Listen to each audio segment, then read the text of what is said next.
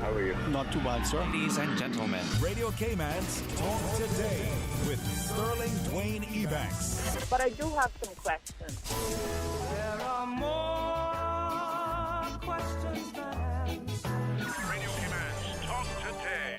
If you're ready to talk, we're willing to listen. Well, I really enjoy this program today. Cayman Islands' foremost listeners participation program. May God bless every person.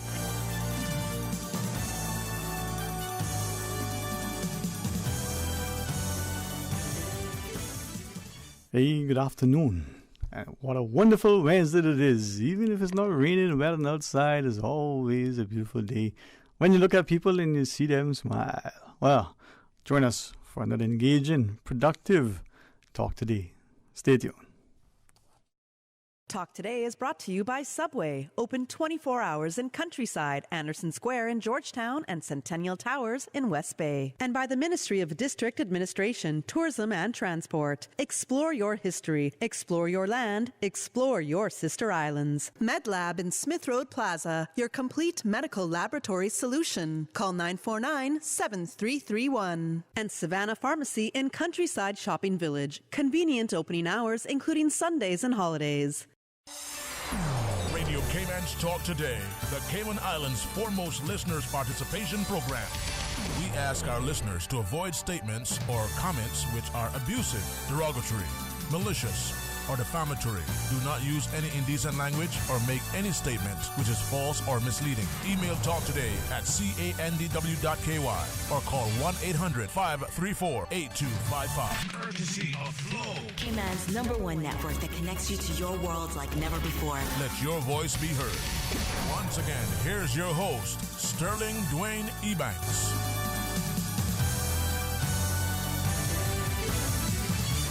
Hey, good afternoon and welcome, and thanks for joining us as we invite you to be a part of a discussion. 949-8037, 1-800-534-8255, or you can WhatsApp 925-3261.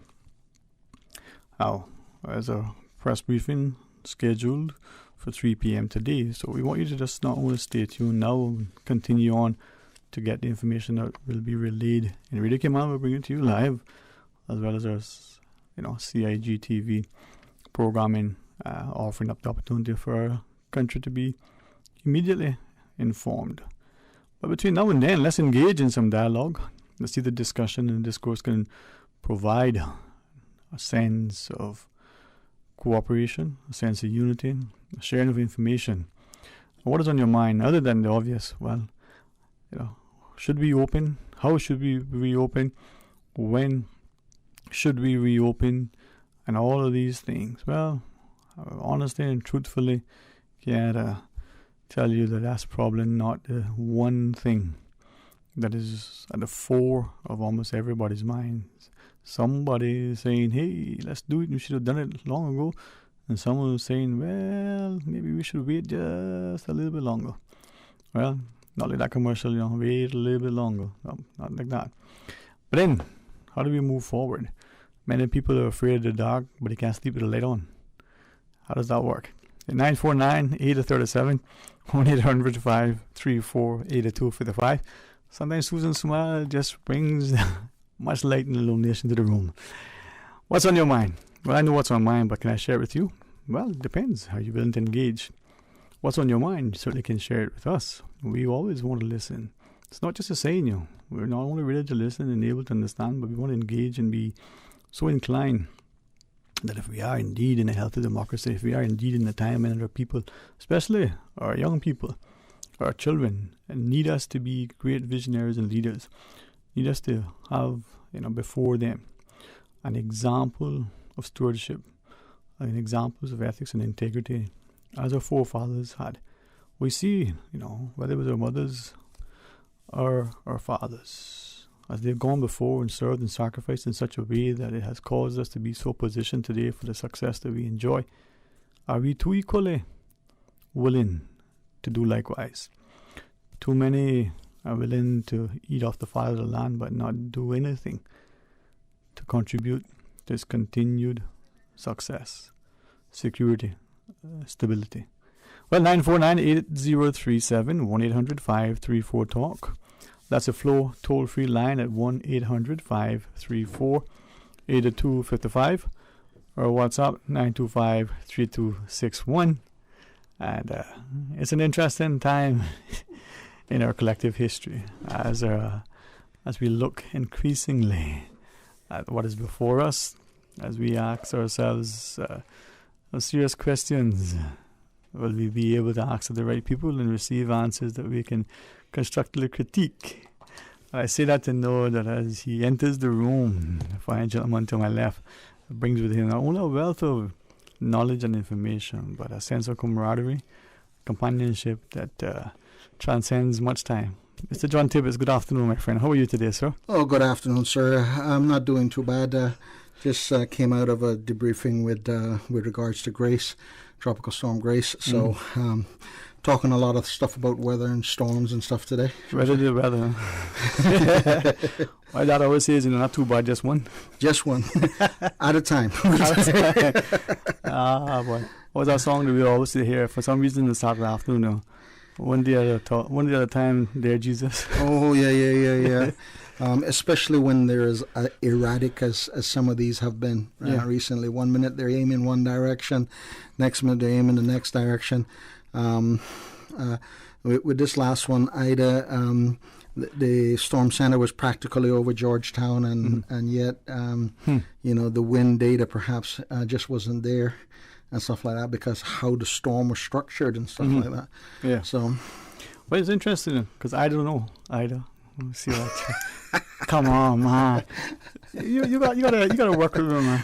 I just came out of a storm meeting. My sense of humor is a bit lacking. Don't worry, man. I'll help you now.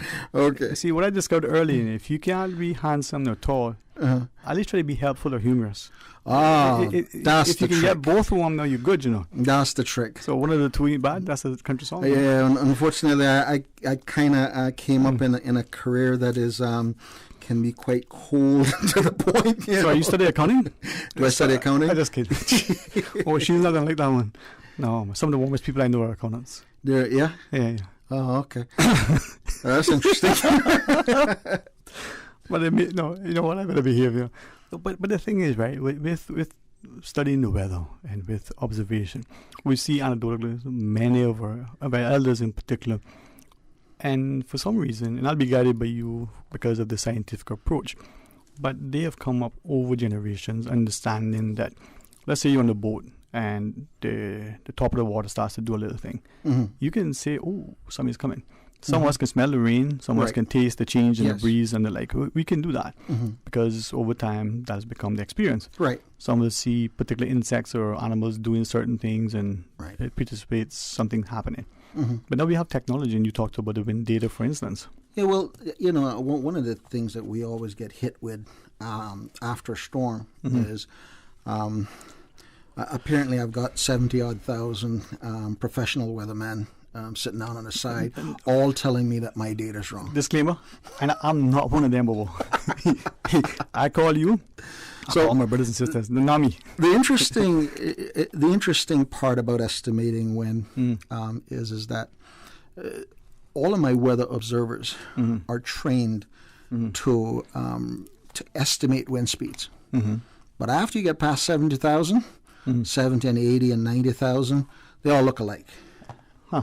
You understand? Yeah. And for you to go down and say that a particular wind speed is 5 knots or 10 knots higher or lower than the other one is next to impossible. Okay. Something I want to ask of you, and not to put you on the spot, not to offend you especially, but anybody else, right? If you can confirm, because unfortunately, again, in our society, everybody's an expert after the fact. But very few people are willing to stand in the gap and be accountable for what we say. Right. Those that do take licks for it. Right. So we are told that, was it Grace? One of the things, Grace. We had an issue with the gizmo that tracks the weather, and after a certain amount of speed, it stopped working. Is that true? You mean the weather radar? That's what you call? Okay, there you go. Yep. The weather radar was shut down a few days before Grace, and that was to make sure that we still have a weather radar tomorrow. Okay. In a weather radar's case is that if you have a sudden loss of power, you could damage it fatally. Okay. Okay. So you shut it down before to preserve it for next time. To protect it, yeah. To protect. Tell me why. Tell me why. The backup power failed on it. Okay. Okay, and that means that if CUC went down in the middle of the storm, okay, it would have meant that we would have had a sudden loss of power with the weather radar, and we wouldn't have been talking about repairing a weather radar right now. We might have been talking about replacing one. So, and unless somebody else has 4.1 million euros in their back pocket, I think it was a good decision. Don't know how much money is in the back, man. You got in the back? So in computers and stuff, UPS is not a guy to bring you the stuff when you order it online, but we use a UPS for computers when they go down. Right, and that's why we have what we call like a backup generator. Okay, there you go. Okay, and the backup generator, as I said, failed. Okay, so so right now, what we actually have there now is the backup generator that comes with the building, as part of the building, is not working. Okay. And we have got now a mobile generator in its place. All right. But when we went to go put in a mobile generator, then you realize also that the building wasn't designed to have a mobile generator in it. So we had to do some fancy wiring and stuff like that to get it in. Perfect. And I appreciate that because too many times we speculate, we create all sorts of unnecessary conjecture simply by not asking. So in order to make sure that we have it because of the generator not being what it's supposed to be, best to keep it offline because in this instance we're not going to get more than what we expect. Right. So no big deal. Right. And now it's back up and fixed and it's operating. And while we work on the backup generator, we have another generator, the mobile generator that is there in case that we have a loss of power. All right. Let's pause and take the break. When you come back, Mr. John Tibbetts, as the Director General, will share with us. He's brought along two wonderful people. One much more handsome than the other. You guys can fight amongst yourselves which one is. But my money is on. Listen, man, if you don't feel good today, trust me, tomorrow night will be much better. We're going to pause and take a break. When you come back, more talk today. Freedom, Cayman Brack. Freedom, Little Cayman. Soft breezes, blue waters, no traffic. Unwind and rejuvenate your mind, body, and soul. Sister Island Staycations, a taste of freedom. Discover all that our sister islands have to offer.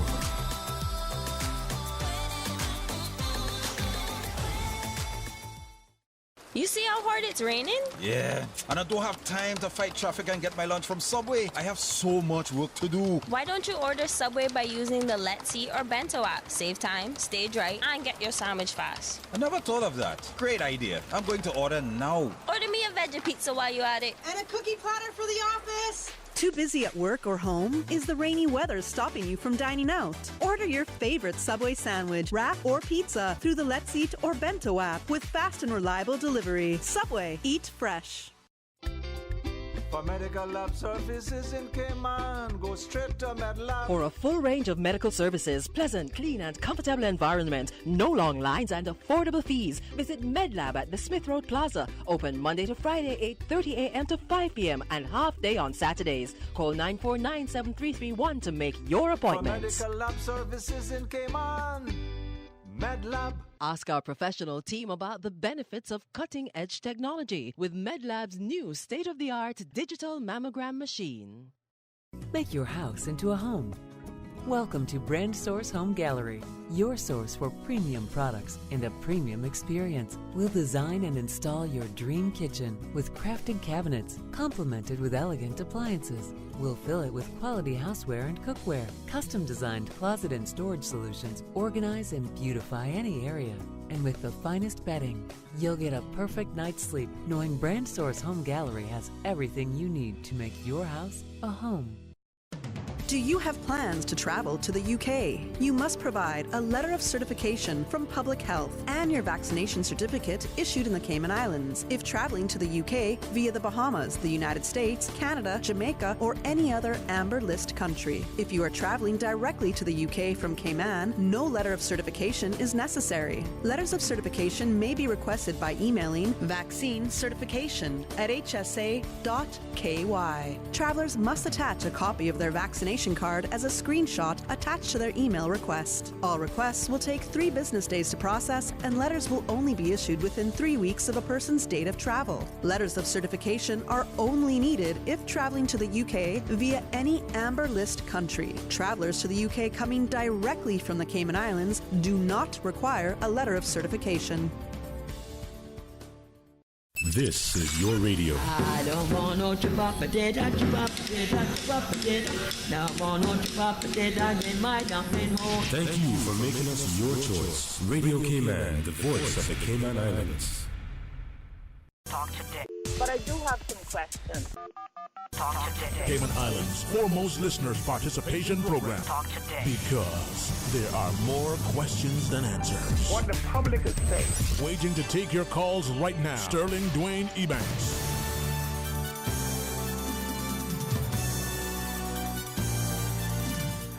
Hey, good afternoon, and welcome back.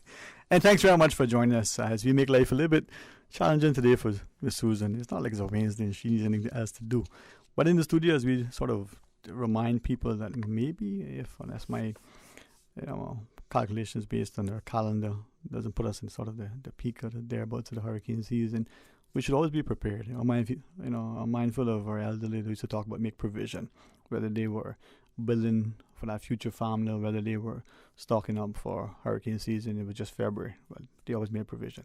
So in addition to the Director General over at the National Weather Service, Mr. John Tibbetts, we have Mr. Alex Vernon together with his colleague, Mr. Mark Codlin. Gents, in an attempt to be jovial sometimes, I think sometimes we fail to appreciate that if we don't know how to laugh with our friends and look at things in a way that brings us a semblance of a smile, we become so serious that next thing you know, we're no longer here to enjoy the laughter.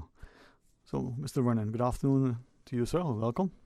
Good afternoon, Dwayne. How are you? Listen, man, if you let me tell you and you would believe it, I'm tall, tan, and handsome. Well, I could work with that. There you go, there you go.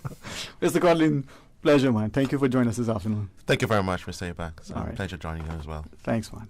I tell people, we don't appreciate life, and I'm not, sadly, willing to embrace it with such joy as I should. I ignore what's before me, but maybe tomorrow will be better. With respect to where we are in discussing this, as Mr. Tibbetts was sharing with us, maybe we can revisit the estimating of things, and I like absolutes when it's possible. I'm challenged when something's supposed to be accurate, and you say, well, maybe if whatever. I'm used to that in economics. Two economists in a room, you get 15 opinions. Because on one hand, but on the other hand, but yet on the other hand, not just the first guy. You want to try it with weathermen? You know what? I'm not going there. I'm not even going there.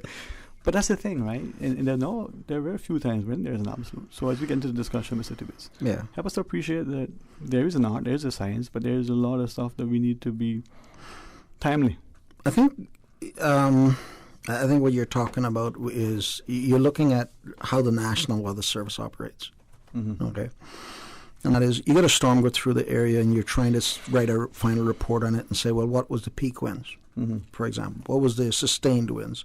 Because we even have problems with sustained winds and wind gusts and all this kind of stuff. So the Weather Service operates on sustained winds, and that means we're looking for average wind speeds over a 10-minute period. Why a 10-minute period? Why not 9? Why not 11? Why not 15? This is something carried out through research over the years and stuff like that. So that's how the National Weather Service operates. Sustained winds over 10 minutes. Over 10 minutes. All right. So, and really and truly in a hurricane, it can really be problematic for you, to be honest with you. Okay. Now, in Grace, we looked at, first of all, the automatic weather stations out at the airport. Now, we normally operate with 2 automatic weather stations provided by the Cayman Islands Airports Authority. And gentlemen, thank you very much for your equipment. The CIA has operational requirements that says that those automatic weather stations need to be what is defined as frangible. means that if a plane crashes and it hits one of the AWOS, the automatic weather stations, it is supposed to collapse. If it collapses in that, then it's also not going to be sustainable to stand up in a hurricane. Okay, and so that's the equipment that they have, and we have both different needs for it. Okay, in a hurricane, they would want to take down their equipment while the weather service would want to keep up their equipment. Because you want to know what's going on. Because we want to know what the peak winds are. Right, okay. And stuff like that. So the National Weather Service has got a plan in place. We've installed the first of our automatic weather stations. It didn't come online until after Grace. Okay? And it's located near Jose's gas station on the opposite piece of land. We have our wind system there. It's fully calibrated. It's according to regulation heights. It's got good sighting and what have you. Okay. So, and the mast is designed to stand up for Category 5 storm. It doesn't have that frangible feature to it that the aviation mast has. Mine has guy wires on it. That means it ain't going anyplace. If that goes down, we really have a bigger problem. Sounded like my daughter's house. Yeah. On top of that, we've got a proposed plan through government to install around 10 more of these automatic weather stations throughout the Cayman Islands. So we're going to have them in Little Cayman, we're going to have them in Cayman Brac, and we're going to have them all over the place in Grand Cayman. Right. So it's going to give us wind speed, and it's going to give us rainfall. You want to go up to Caibo, or you want to go out in the East End and go take a dip in the sea, you can go look at the data online and what have you. You know what your winds is, you know what the temperature is going to be and stuff like that. Cool. So all that is going to be in place. We're going to add some marine buoys to it. So we are building a network of automatic weather stations and weather reporting. Rain. Now, so that will end up being one of our first sources of data. The weather radar itself, sadly missing during Grace, would have been the absolute highest level of data that the National Hurricane Center looks at. So with Grace passing the Cayman Islands, National Hurricane Center would have been looking at our weather radar to see what the observed peak winds were from our weather radar. I know you're looking at a weather radar and you're saying, but a weather radar reads rainfall. But it has special capabilities. It is the most advanced weather radar in the Caribbean. And it has special capabilities that it can do things like tracking thunderstorm heads, predicting lightning, and it can predict a wind direction and wind speed in the lower sections of the atmosphere. Okay. So that's our data and what we're trying to get. Right. Additionally, what we try to do is we try to reach out to the general public, because a number of different people have automatic weather stations. Now, those automatic weather stations, people might go out and buy those automatic weather stations and stuff like that. But when they go and install them, they may not install them according to what we have as guidelines. Right. Okay? Give you a clue with how it works.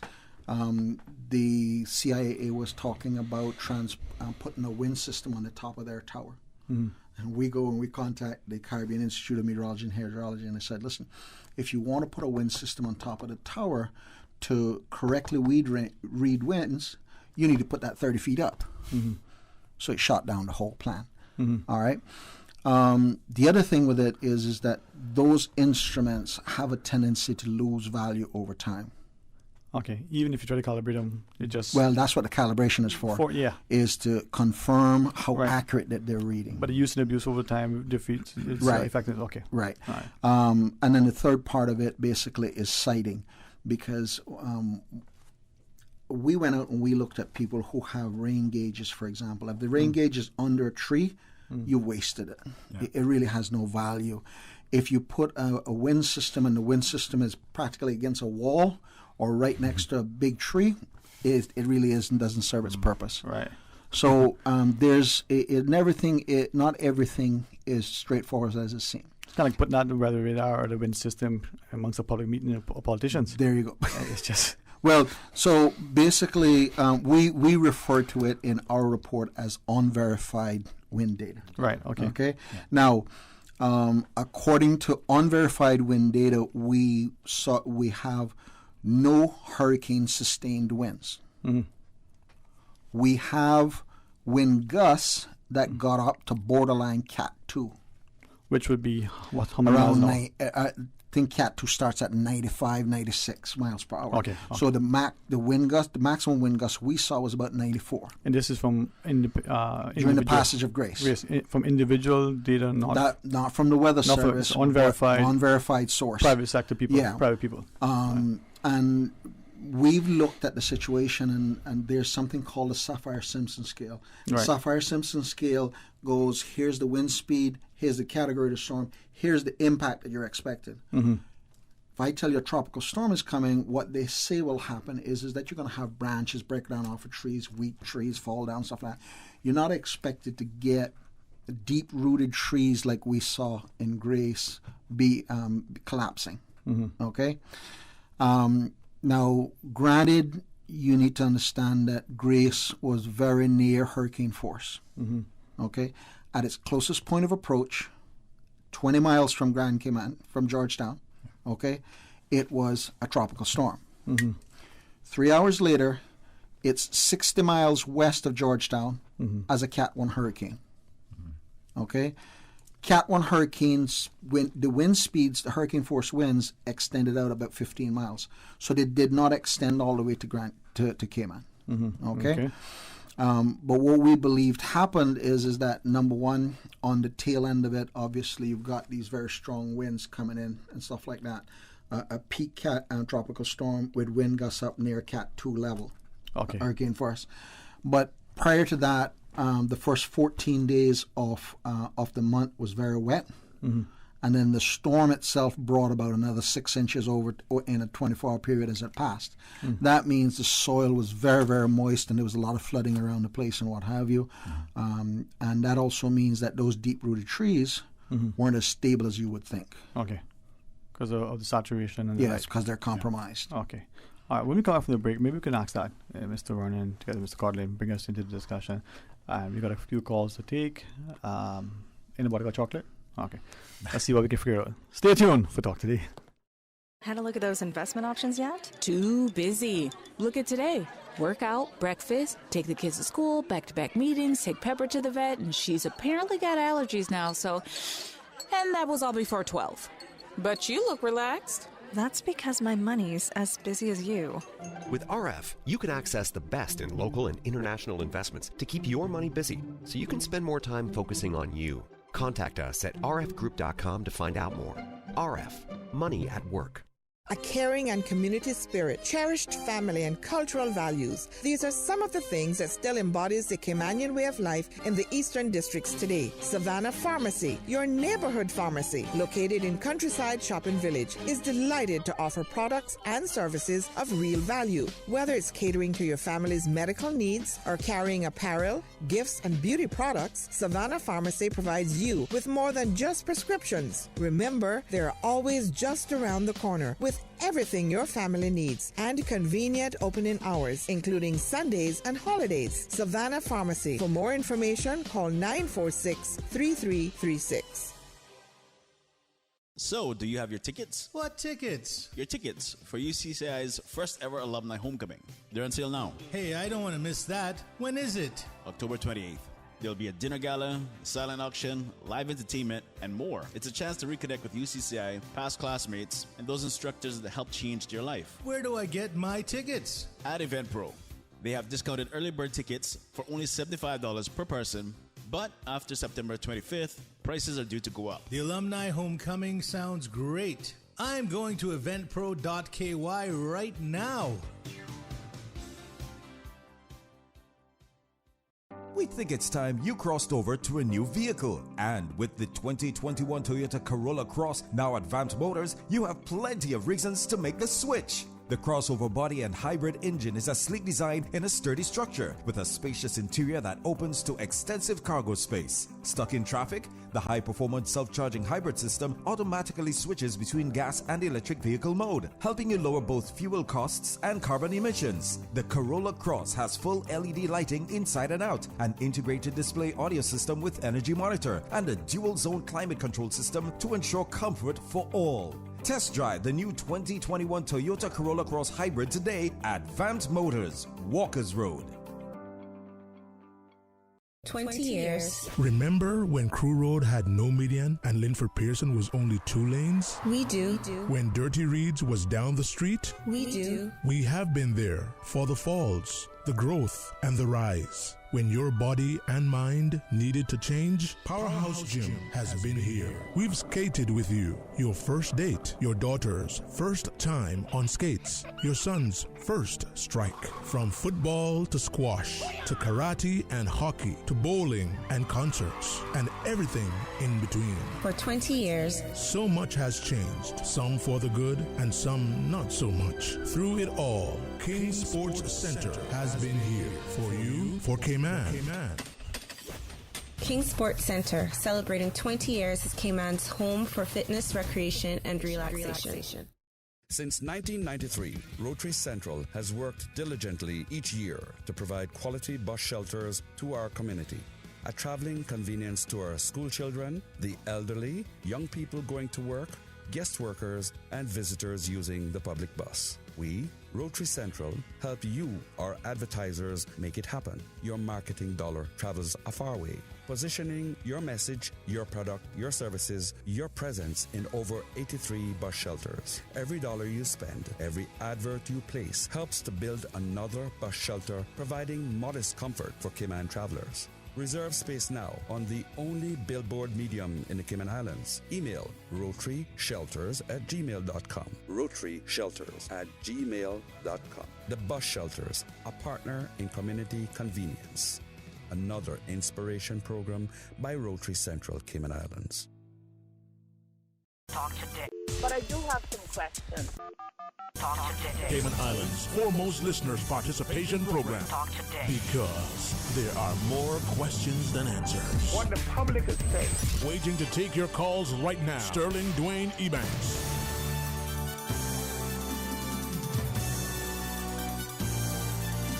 Hey, good afternoon. Welcome back, and thanks for listening and for joining us. And thankfully, there are many weather enthusiasts in our midst, and thankfully, we have invested heavily in the training, and they've gained much expertise and over the years, great experience. So, as we speak to the Director General over at the National Weather Service, Mr. John Tibbetts from HMCI, we got a good company of both Mr. Lennox, Moxham.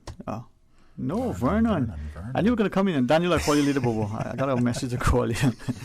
That's what's on my mind. I get it a lot. You get a lot, right? Yes. Yeah, but Lennox Moxham is probably not as handsome as you know. Well, I don't get that as much. Send me some bread. I'll change my point of view. And his colleague Mark Quadley. No, but I've been reminded that I need to live and love and laugh a lot longer. So let's do that. But we just received a comment off here that we were sort of discussing prior. Mm-hmm. If I can read it verbatim, says untrusted all we are well. Say, is the Weather Service willing to recommend personal weather stations to residents and willing to receive information from accurately calibrated stations, free of of course to the National Weather Service? We just discussed that, right? Yeah. So what has happened right now is that our research team has gone out and collected some data from a bunch of automatic weather stations around the Cayman Islands. The next stage of it right now is to make sure we get our contact information in place and do site visits on each one of those automatic weather stations. And we're going to be looking at confirming that it's sited properly, and then we'll talk about the calibration and what have you. And in fact, hopefully by the end of this year, the National Weather Service will even be able to calibrate your automatic weather stations for you. Okay. And yes, we're quite willing to accept that data. Once we've vetted the information and what have you, and confirmed the equipment is all in order and everything like that. Normally, one of the old practices that they had is the concept of ham radios, where people would have automatic weather stations, but they would have like an observation register, and they would, like on an hourly basis or something like that, write down what the max winds were, what the wind speeds were, and what have you, and then report that to the Weather Service or to the National Hurricane Center or whatever. Okay. And I remember when we were looking at Hurricane Ivan, it was a ham radio operator that told us what the max winds were.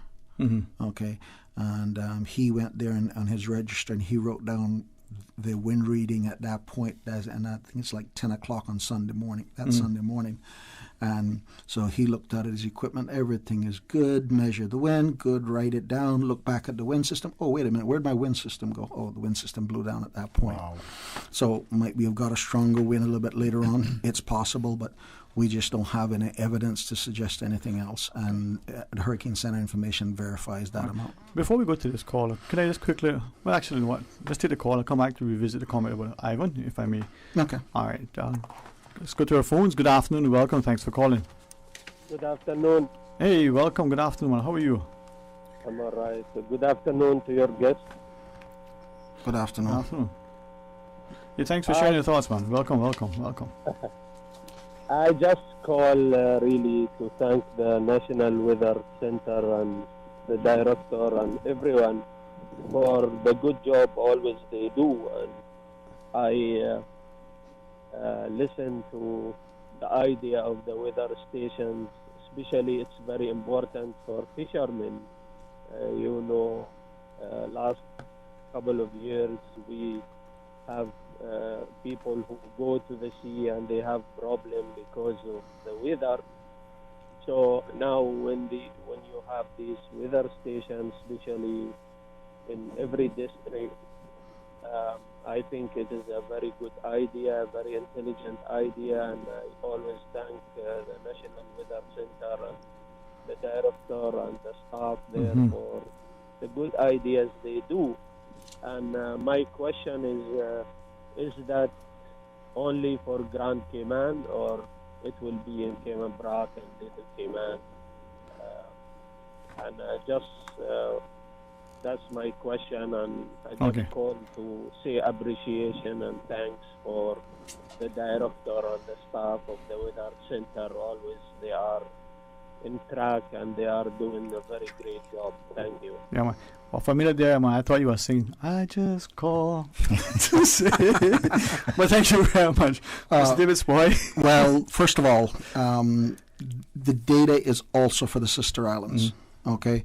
We've got right now a team is actually over in Little Cayman today visiting the two proposed automatic weather station sites in Little Cayman.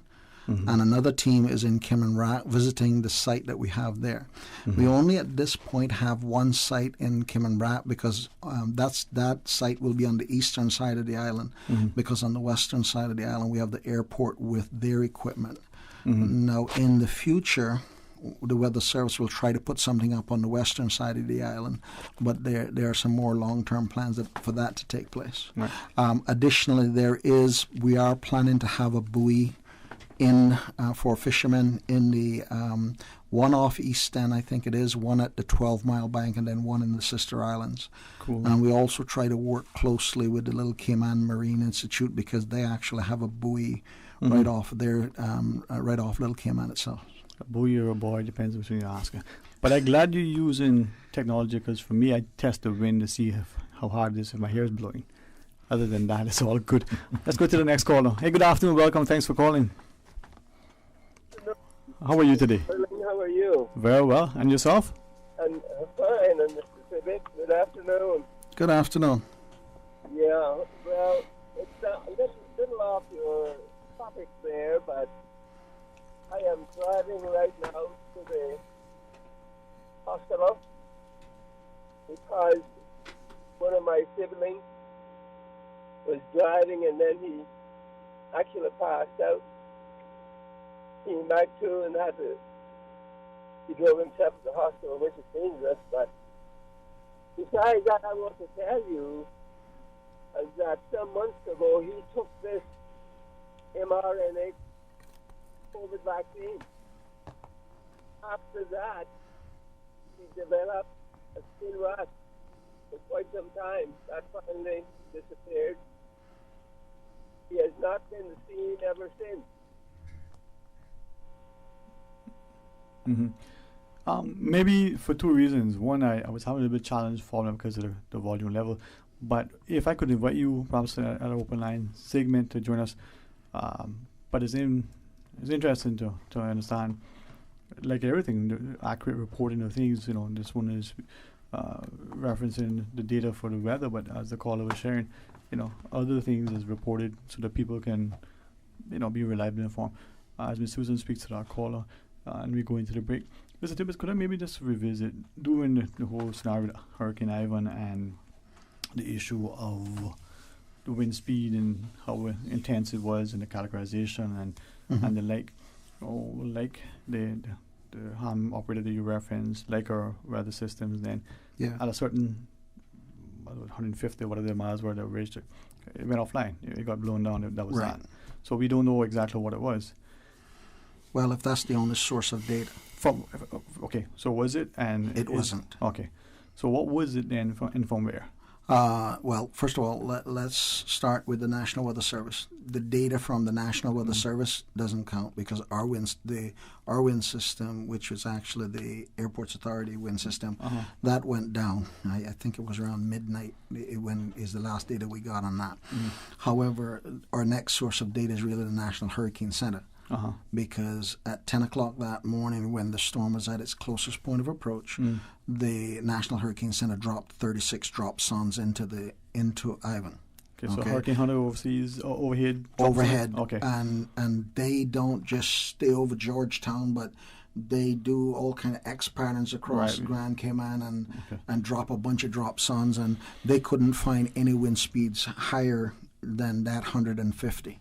Okay, at that point in time. At that point in time, at that point in the time was when it was at its closest point of approach to the Cayman Islands. So it would have been probably in more intense, or not. What would have happened is that Ivan would have been just like how Grace was, in the sense that it was a system that was intensifying as it went across Cayman. Okay,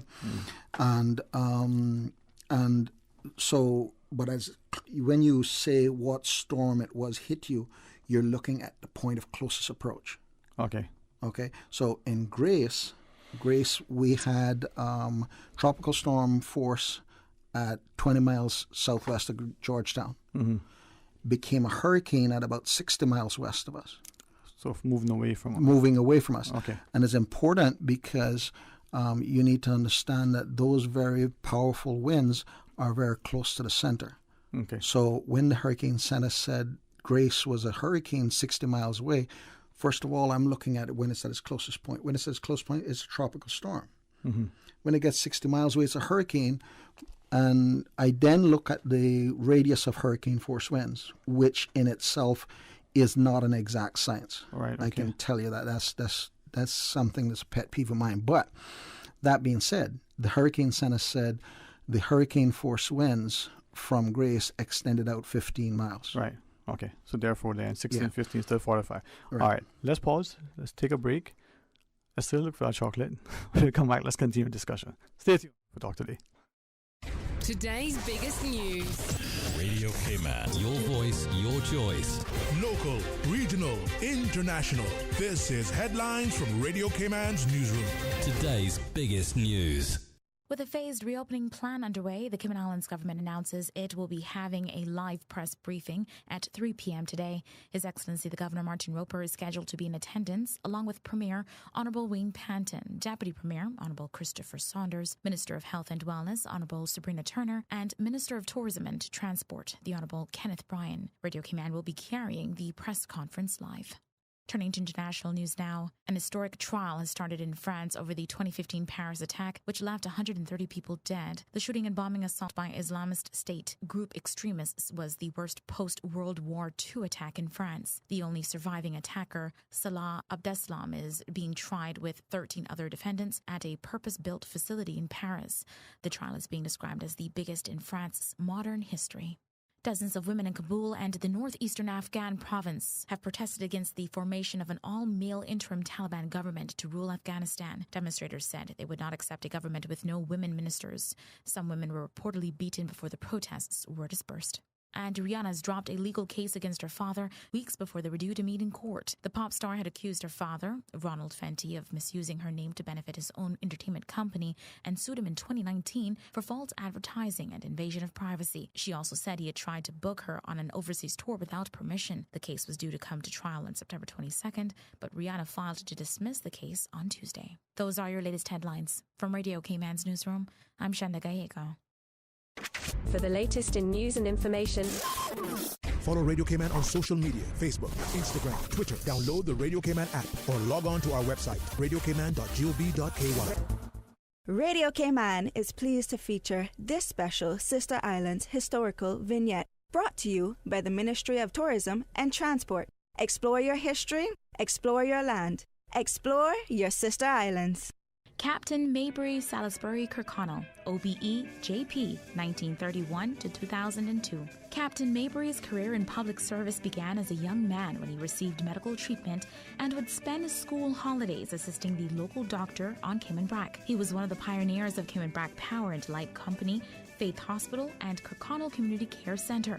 He was a deacon at his church and often served as lay pastor, an opportunity he cherished. He was also a master mariner. Captain Maybury was elected to the Legislative Assembly in 1980 and served for 20 years. In 1996, he was elected Speaker, the second person to hold the post, and the first sitting MLA to be elected to the position. He did not seek re-election in 2000, but later accepted the legislators' unanimous call to return for another term as Speaker. He retired in 2001. Captain Maybury treasured his years in public service and lived by his motto, country before self. Although he and his wife, Marilyn Nee Parchman, had no children, they raised a grandniece, Otelia McKeever Scott, and Captain Maybury helped several Brac young people to obtain a higher education. Captain Maybury, Salisbury, Kirkconnell. Radio Cayman is pleased to feature this special Sister Islands historical vignette, brought to you by the Ministry of Tourism and Transport. Explore your history, explore your land, explore your Sister Islands. Wouldn't it have been grand if you had purchased land 30 years ago? It may not be 2020, but a perfect vision has never been more clear. Cayman Brac and Little Cayman, poised for growth with an eye on the future. Your land, your history, your future. Discover all that our sister islands have to offer. Busy, busy, busy. Feel like there's not just enough hours in the day. Savannah Pharmacy, service to make your life easier. Now you can WhatsApp your prescription order to 929-5045. And pickup is just around the corner with everything your family needs and convenient opening hours including Sundays and holidays. WhatsApp your prescription order to 929-5045. Savannah Pharmacy, wholesome values with modern conveniences. For medical lab services in Cayman, go straight to MedLab. For a full range of medical services, pleasant, clean and comfortable environment, no long lines and affordable fees, visit MedLab at the Smith Road Plaza. Open Monday to Friday, 8:30 a.m. to 5 p.m. and half day on Saturdays. Call 949-7331 to make your appointment. For medical lab services in Cayman, MedLab. Ask our professional team about the benefits of cutting-edge technology with MedLab's new state-of-the-art digital mammogram machine. Talk today. But I do have some questions. Talk today. Cayman Islands' foremost listeners' participation program. Talk today. Because there are more questions than answers. What the public is saying. Waiting to take your calls right now. Sterling Dwayne Ebanks.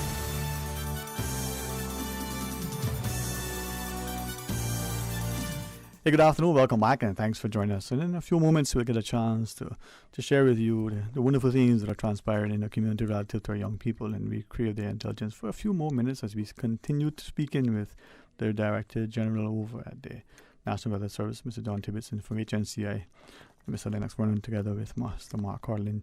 Gents, maybe we'll switch gears. And Lennox, it is, for us, a sign of a maturing society that we're looking at hazards across. So we certainly are, I believe, as a population, despite the growing and continual increase and the approach to many of us. But when it comes to hurricane preparedness, hurricane sort of sensitivity, we're getting there. We're expanding on other hazards. So share with us as you wish, man. Grace has passed, and by the grace of God, it wasn't the worst. Well, thank you very much, Dwayne. Just want to go back historically and say that the country, the government, made a very good decision although it took Hurricane Ivan, but in 2007, hazard management essentially was born. And after that, for a number of years, we focused on hurricanes. And I think shortly after the new director took office, there was a keen sense of, let's take a multi-hazard approach. So most people tend to focus on hurricanes and so on, but last year proved that there's so many other hazards out there. We had the earthquake, we had COVID that we had to deal with, the NAOC activated for the longest period ever so far. I think it was 100 and something days.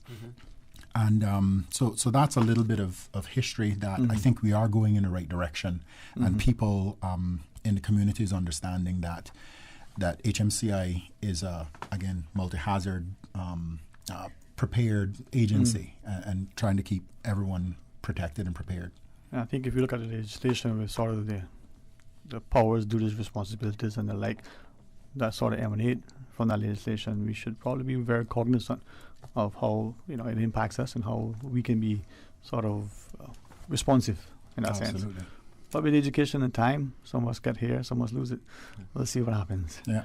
So if I can share just a little bit about Tropical Storm Grace and some of the activities that the government took. So the decision was made relatively early in collaboration with the National Weather Service to activate the NAOC. So we asked members to come in, and unfortunately for us, we had to be within the NAOC overnight. So some of us didn't sleep as comfortably as we wanted to. Some of us didn't sleep. I don't think John slept a wink. Nope. Poor thing. I saw him a few days later, man. I won't say anything. Yeah, absolutely. So for Tropical Storm Grace, like I said, the NAOC was pretty much in full swing. Very good decision by everyone in that respect. In terms of shelters, which is where I was paying a keen attention to, we opened across all 3 islands 9 shelters, and overall had a total of 36 persons who sought shelter in our shelters for that particular event. And granted, the numbers were low. I think one of the things we have to do, and John, I'm sure, will push the point even better, is we have to stop being complacent and stop comparing most weather systems to Ivan or comparing weather systems to a tropical storm. At the end of the day, there's only so much that the Weather Service can do in terms of predicting and forecasting and so on. But the key thing here is being prepared. And when the Weather Service put out weather bulletins, whether it's severe weather, moving up toward a tropical storm or hurricane or what have you, is have all your ducks in a row, have your hurricane packs prepared, and as we say in the office, be on it like a rash, just get going. Sorry, I had to throw that in. No, I appreciate that one. I got another saying to Walid, but prepared, similar to what our elderly did. They were wise and making provision. They were prepared.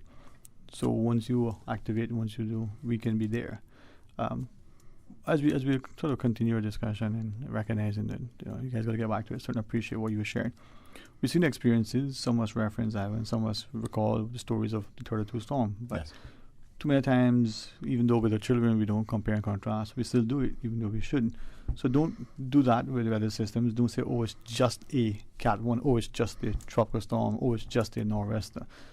Be just mindful. Ivan? Yeah. Be mindful. Yeah, just Ivan. Thank you for that, Mr. Tibbetts.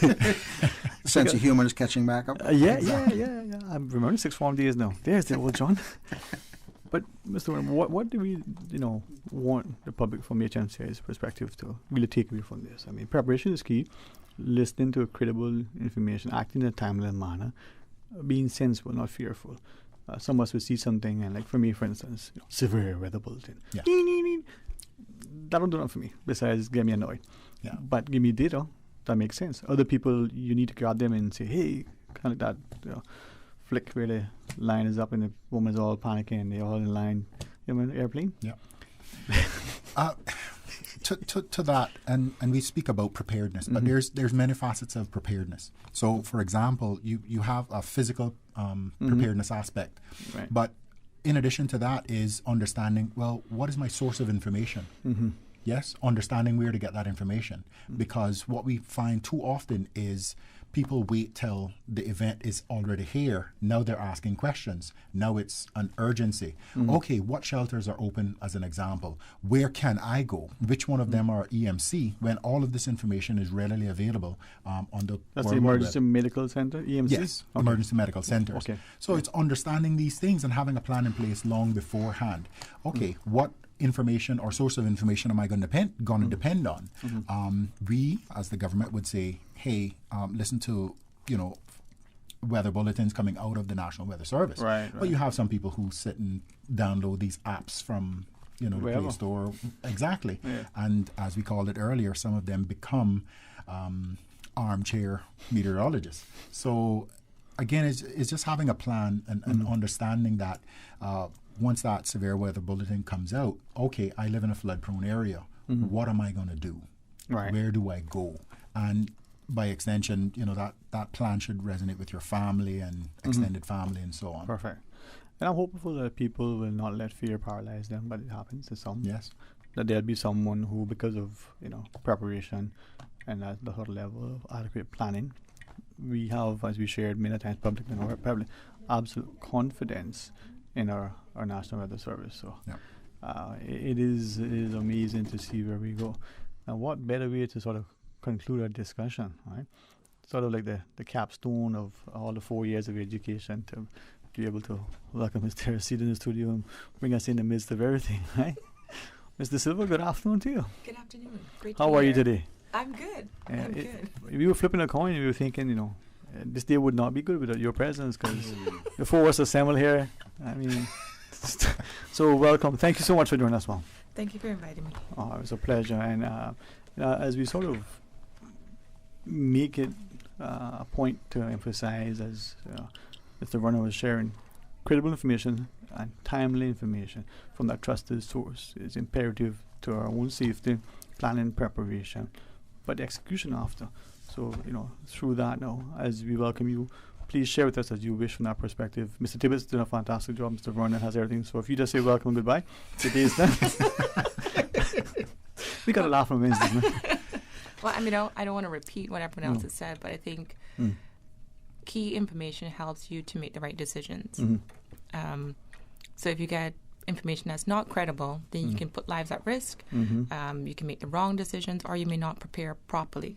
So I think it's important to always make sure that you get information from credible sources so that your decisions are being based on information that's accurate. So I think that's all I'll add to that. Yeah. See that? You imagine that we took an hour and she said it in like 30 seconds. No, but I feel like an amateur. I know, man, I know. But I think, as I listen to you, I joke and jest about the weather, and I'm truly in a blessed, privileged position because I can reach out to so many credible, competent sources, and not just the confidence to have in the National Weather Service, but in individuals like Mr. Tibbetts, like yourself, like Warren, and everybody else to understand where we are. We have those weather enthusiasts who are constructive. Yes. Just a matter of leveraging that so that we are responsive. We are, particularly intrigued as to where we are and what we're doing. And the next system, Mr. Vernon. Yeah, sorry. Yeah. I just wanted to interject in there. Yeah. And we speak about, preparation and so on. But Mark, who's just beside me here, he's our mitigation specialist. And one of the things that we've depended on him heavily for this year is flood maps and all that sort of stuff. Because, again, this is a bit of information that helps us and helps the community prepare as well. Yeah. So very, very, very important. And a lot of information, Mark, is really accessible. It's not a case where if you want to know something, you can't find out. And so in sharing that with the public, we are much more sort of positioned to be able to respond for now, but for future sort of endeavors. Yeah. More so for future disasters. So yeah. In terms of how we work closely with Lands and Survey, Department of Environment, and other government agencies, just providing that data set and allows us to do the analysis so we can plan accordingly, in terms of how we respond in a major event. Yeah, man. And that impact that thing may have future. This property in this area, built up in this way, could affect adjoining properties, supporting roads, the infrastructure, right, Mr. Arcino? No, that's That's absolutely true. I mean, that information can help us target certain messages to certain areas because we know based on data, they will flood. Based on data, they'll get higher storm surge. So it's good that we have all these different mechanisms that we can start targeting our messages specifically to certain persons that we know will be more vulnerable. And it has to be probably constantly revised too as we look at maybe a land that was once used in this way is now this way. Maybe a land that was undeveloped is now not only developed but developed in this way. Yes. And it's a change in target at times, huh? Always. Wow, see that, boy? I was paying attention, Mr. Tibbetts. I was paying attention. I made notes. I can't read what I wrote, but I can read. Who knows what it is? Oh, but I'm hopeful that more of us will start to appreciate that. For me, anyway, it's a champion of sort of certain programs because it gives us a skill set within our communities. It gives us a sense of capacity that we can respond collectively, leveraging what we have. Can you imagine, a tug of war on one side is only one person, on the other side, wow, 1,000 more.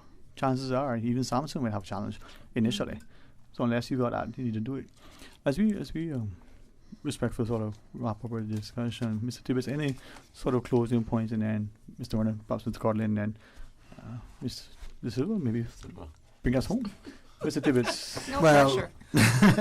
Well, I guess this was supposed to be titled "The Peak of the Hurricane Season." The peak of the hurricane season is the 10th of September.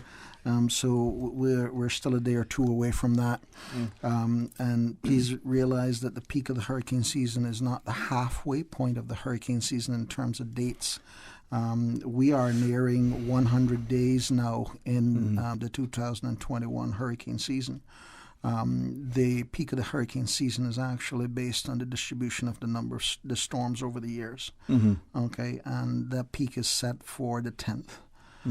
So we will shortly be moving into the second half of the season, and I know we've already had a couple of crazy tropical storms for the year, but the storms that come in the second half tend to really test your patience and test the forecasters and what have you. So for those that are predicting hurricane season, the hurricane season numbers, there is some forecasts that are going out now talking about a potential La Nina coming in before the end of the hurricane season, and so they've maintained a fairly high forecast for the hurricane season.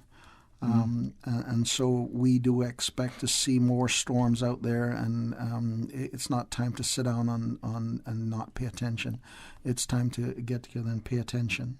All right. And one thing, last thing, and that was with regards to Grace.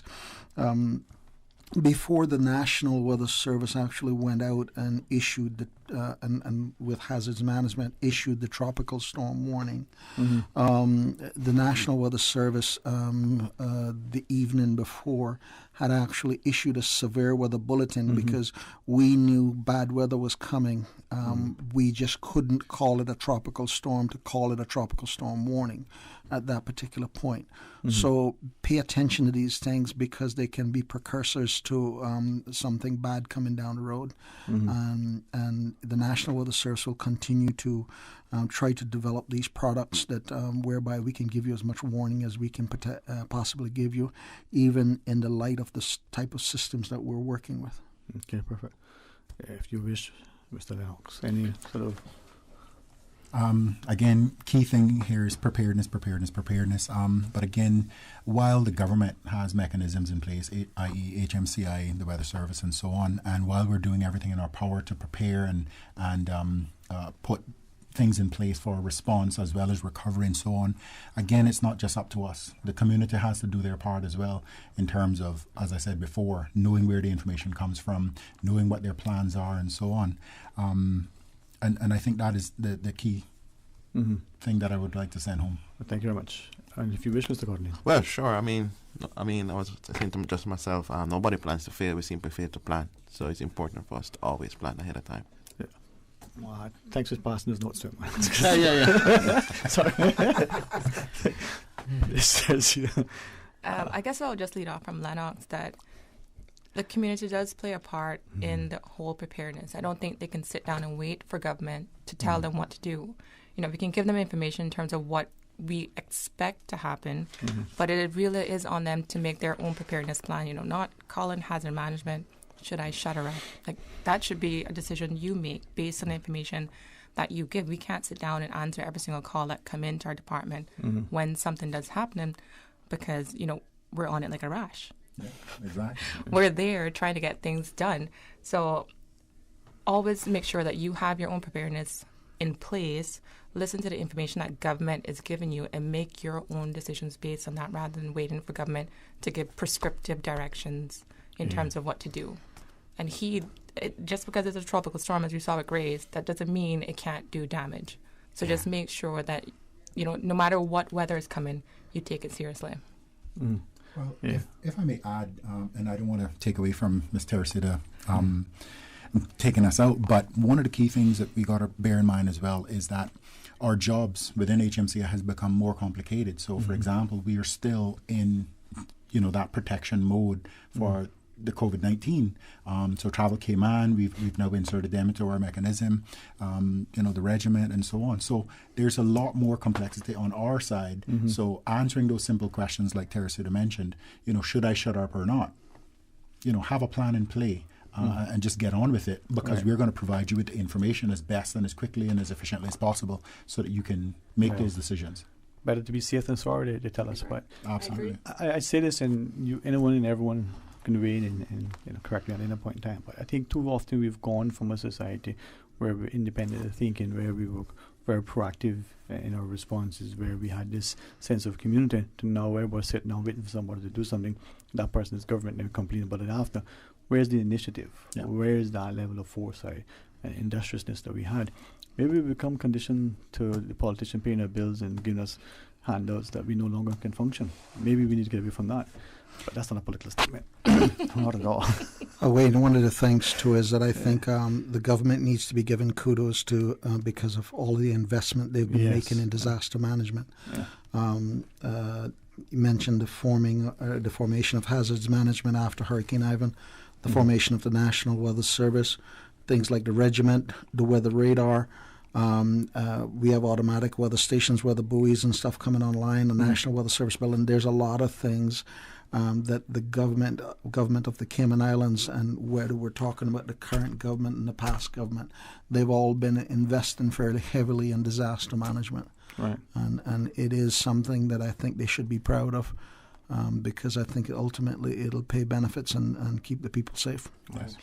Thank you all very much. And whether it's a phone call or perfectly an attendance in person, collectively and individually, you're welcome and invited to join us. I think the more that we are prepared, the more that we're collectively working together, the safer we are, and the greater sense of societal sort of values that we imbue. So thank you very much. And to our listeners, be prepared. HMCI offers an invaluable service. The National Weather Service provides accurate, timely information. Stibitz Junior team do a fantastic job always, man. Well, Mr. Teresita, thank you very much for coming across and being with us. Mr. Godley, Mr. Vernon. Thank you very much. Yeah, she did that. I'm going to pause and take a break. When we come back, we want to share with you something that is important to us as we look at some partnership with the continuing with the Youth Services Unit. So please stay tuned as we honor them when we return. Stay tuned. Bro, do you really have to eat 2 sandwiches for lunch? No, but one is for dinner. On Tuesdays at Subway, you can get the 2 subs for any size, plus a fountain drink for the price of 1. Nah, Bobo, that sounds too good to be true. For real though, 2 subs for the price of 1? And a drink? Each and every Tuesday now until September 28th. Buy any Subway sandwich in any size and a 32-ounce fountain drink and get an equal or lesser value sub for free. For every 2 for Tuesday purchase, be entered to win one of 3 LG 50-inch 4K smart TVs, a Grill Pro, or one of 2 retro bikes, plus many more prizes. Subway's 2 for Tuesdays is in partnership with Pepsi and Progressive Distributors. Prize drawing is September 30th. Terms and conditions apply. See in-store for details. For medical lab services in Cayman, go straight to MedLab. Blood test, x-ray and mammogram, all of that is MedLab. Affordable fees and friendly service, a full professional team. MedLab is always comfortable, MedLab is always clean. For medical lab services in Cayman, MedLab. Call 949-7331 and ask about MedLab's new state-of-the-art digital mammogram machine. Optical Outlook Caymanian Village location has moved. Same great services and products, new location. We've moved to Anderson Square in central Georgetown. It's a much larger space with dedicated parking. Please call us on 746-2020 to make your appointment at our new location today. Make sure to follow us on Facebook and Instagram. Please come see the difference with Optical Outlook, Cayman's premier optical provider. The HSA Specialist Clinic has relocated to a new, modern, state-of-the-art facility at Smith Road Center to offer you a better patient experience. Receive care from top specialists in chiropractic, complementary and alternative medicine, neurology, ENT, urology, pain management, and more. Our orthopedic and telemedicine clinics remain at the Cayman Islands Hospital campus. Please remember to bring your own face mask when visiting any HSA location. Visit our website, hsa.ky, to learn more. At the HSA, you matter to us. We are island people. We know that hurricane season means preparation now, ahead of time, being ready ahead of the fury of nature we cannot control. Preparation that can make the difference between life and death, injury and safety, the misery of loss, the regret of procrastination. Know this now. Hurricane safety begins with you. It's your responsibility and mine. Your medicine, your valuable documents, your water, your place of safety during the storm, your preparation now will directly determine your outcome during and after the storm. Prepare now. A message from Rotary Central. We serve to change lives. I've got some beautiful clothes. I know just where they go. Puritan Cleaners. Puritan Cleaners would like to remind customers the closing time for all stores is 5:30 p.m. Savannah Countryside, 10 a.m. to 5:30 p.m. Elgin Avenue, 8 a.m. to 5:30 p.m. Puritan Cleaners, 337 Eastern Avenue. Drive-through, rain or shine. 7:30 a.m. to 5:30 p.m. Now 10% off prepaid on $20 orders and up. Household and wedding dresses remain at standard offer. 10% off on prepaid orders. Drop off and transfer for pickup from any of the 3 Puritan stores for your convenience. Call 949-7104. Puritan Cleaners. You feel good when you look good. Shaken yet standing firm. This is Radio Cayman in the Cayman Islands. System 1 loaded. For the record, every Monday, Wednesday, and Friday mornings from 7:30 to 9:30, we interview the various government ministers, opposition, and Cayman Island legislators. For the Record is brought to you by West Bay Pharmacy at Centennial Towers. Visit us today for fast, efficient, and professional service. Everything you need and the hours you need it at West Bay Pharmacy. Talk today. But I do have some questions. Talk today. Cayman Islands' foremost listeners participation program. Talk today. Because there are more questions than answers. What the public is saying. Waiting to take your calls right now. Sterling Dwayne Ebanks.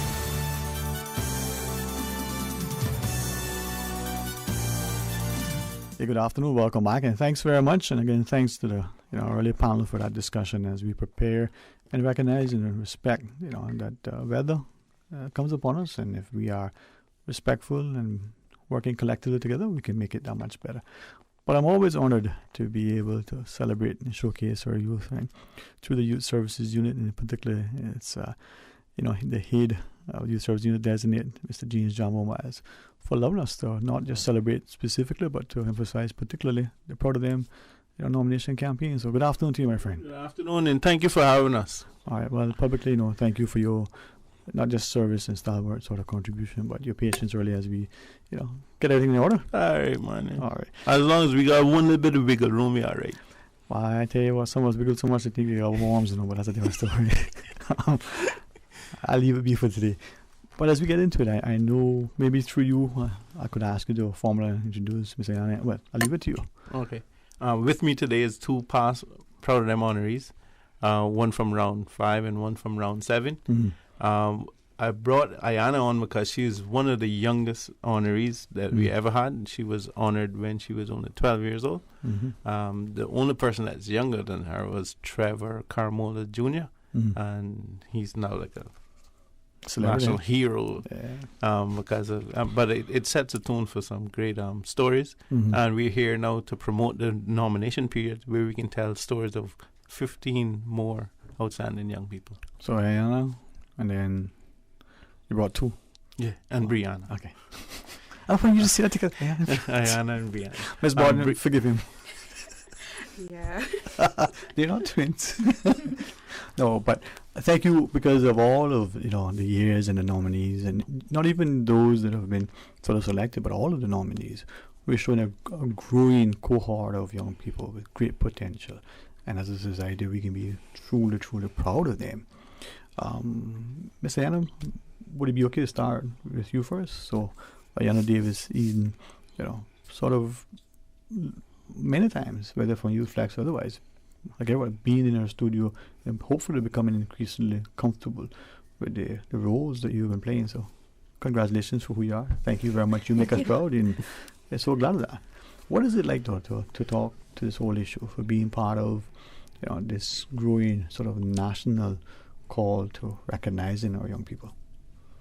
I think being a part of the Proud of Them past awardees and going on and talking for the future people who are going to be nominated in the future, I think it's incredible to see how many people and how long this has been going and how many people it's affected and helped and has been able to bring recognition to them, rightfully so, because they have been doing so many amazing things, and being able to be with Mr. Jamo and be a spokesperson and kind of encourage more people to go out and nominate more youth of the Cayman Islands. It's an incredible feeling for me, and to be able to encourage people to go and do that and continue doing what they're doing, even if maybe you don't get the recognition, someone will see you and someone's proud of you, and keep doing what you're doing and pushing on.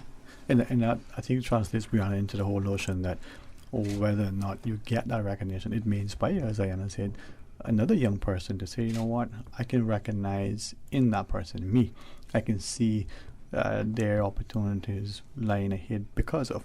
So for you, most definitely, continuing from what Ayana said, the Proud of Them has truly been a platform, I feel, a platform for change, for positivity, because, young people are always recognized for the negative things that they do.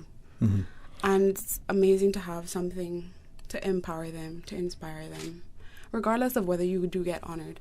But you know what? I feel like you just have to keep trying, because your turn is like awaiting, honestly. And I feel like I was truly inspired to be that person for someone else, to be that source of inspiration, that source of support, motivation for someone else, to say, hey, I think I realized some qualities in her that I might have in myself, or, she has that and I have this, but I can do this. She has academics, but I have community service.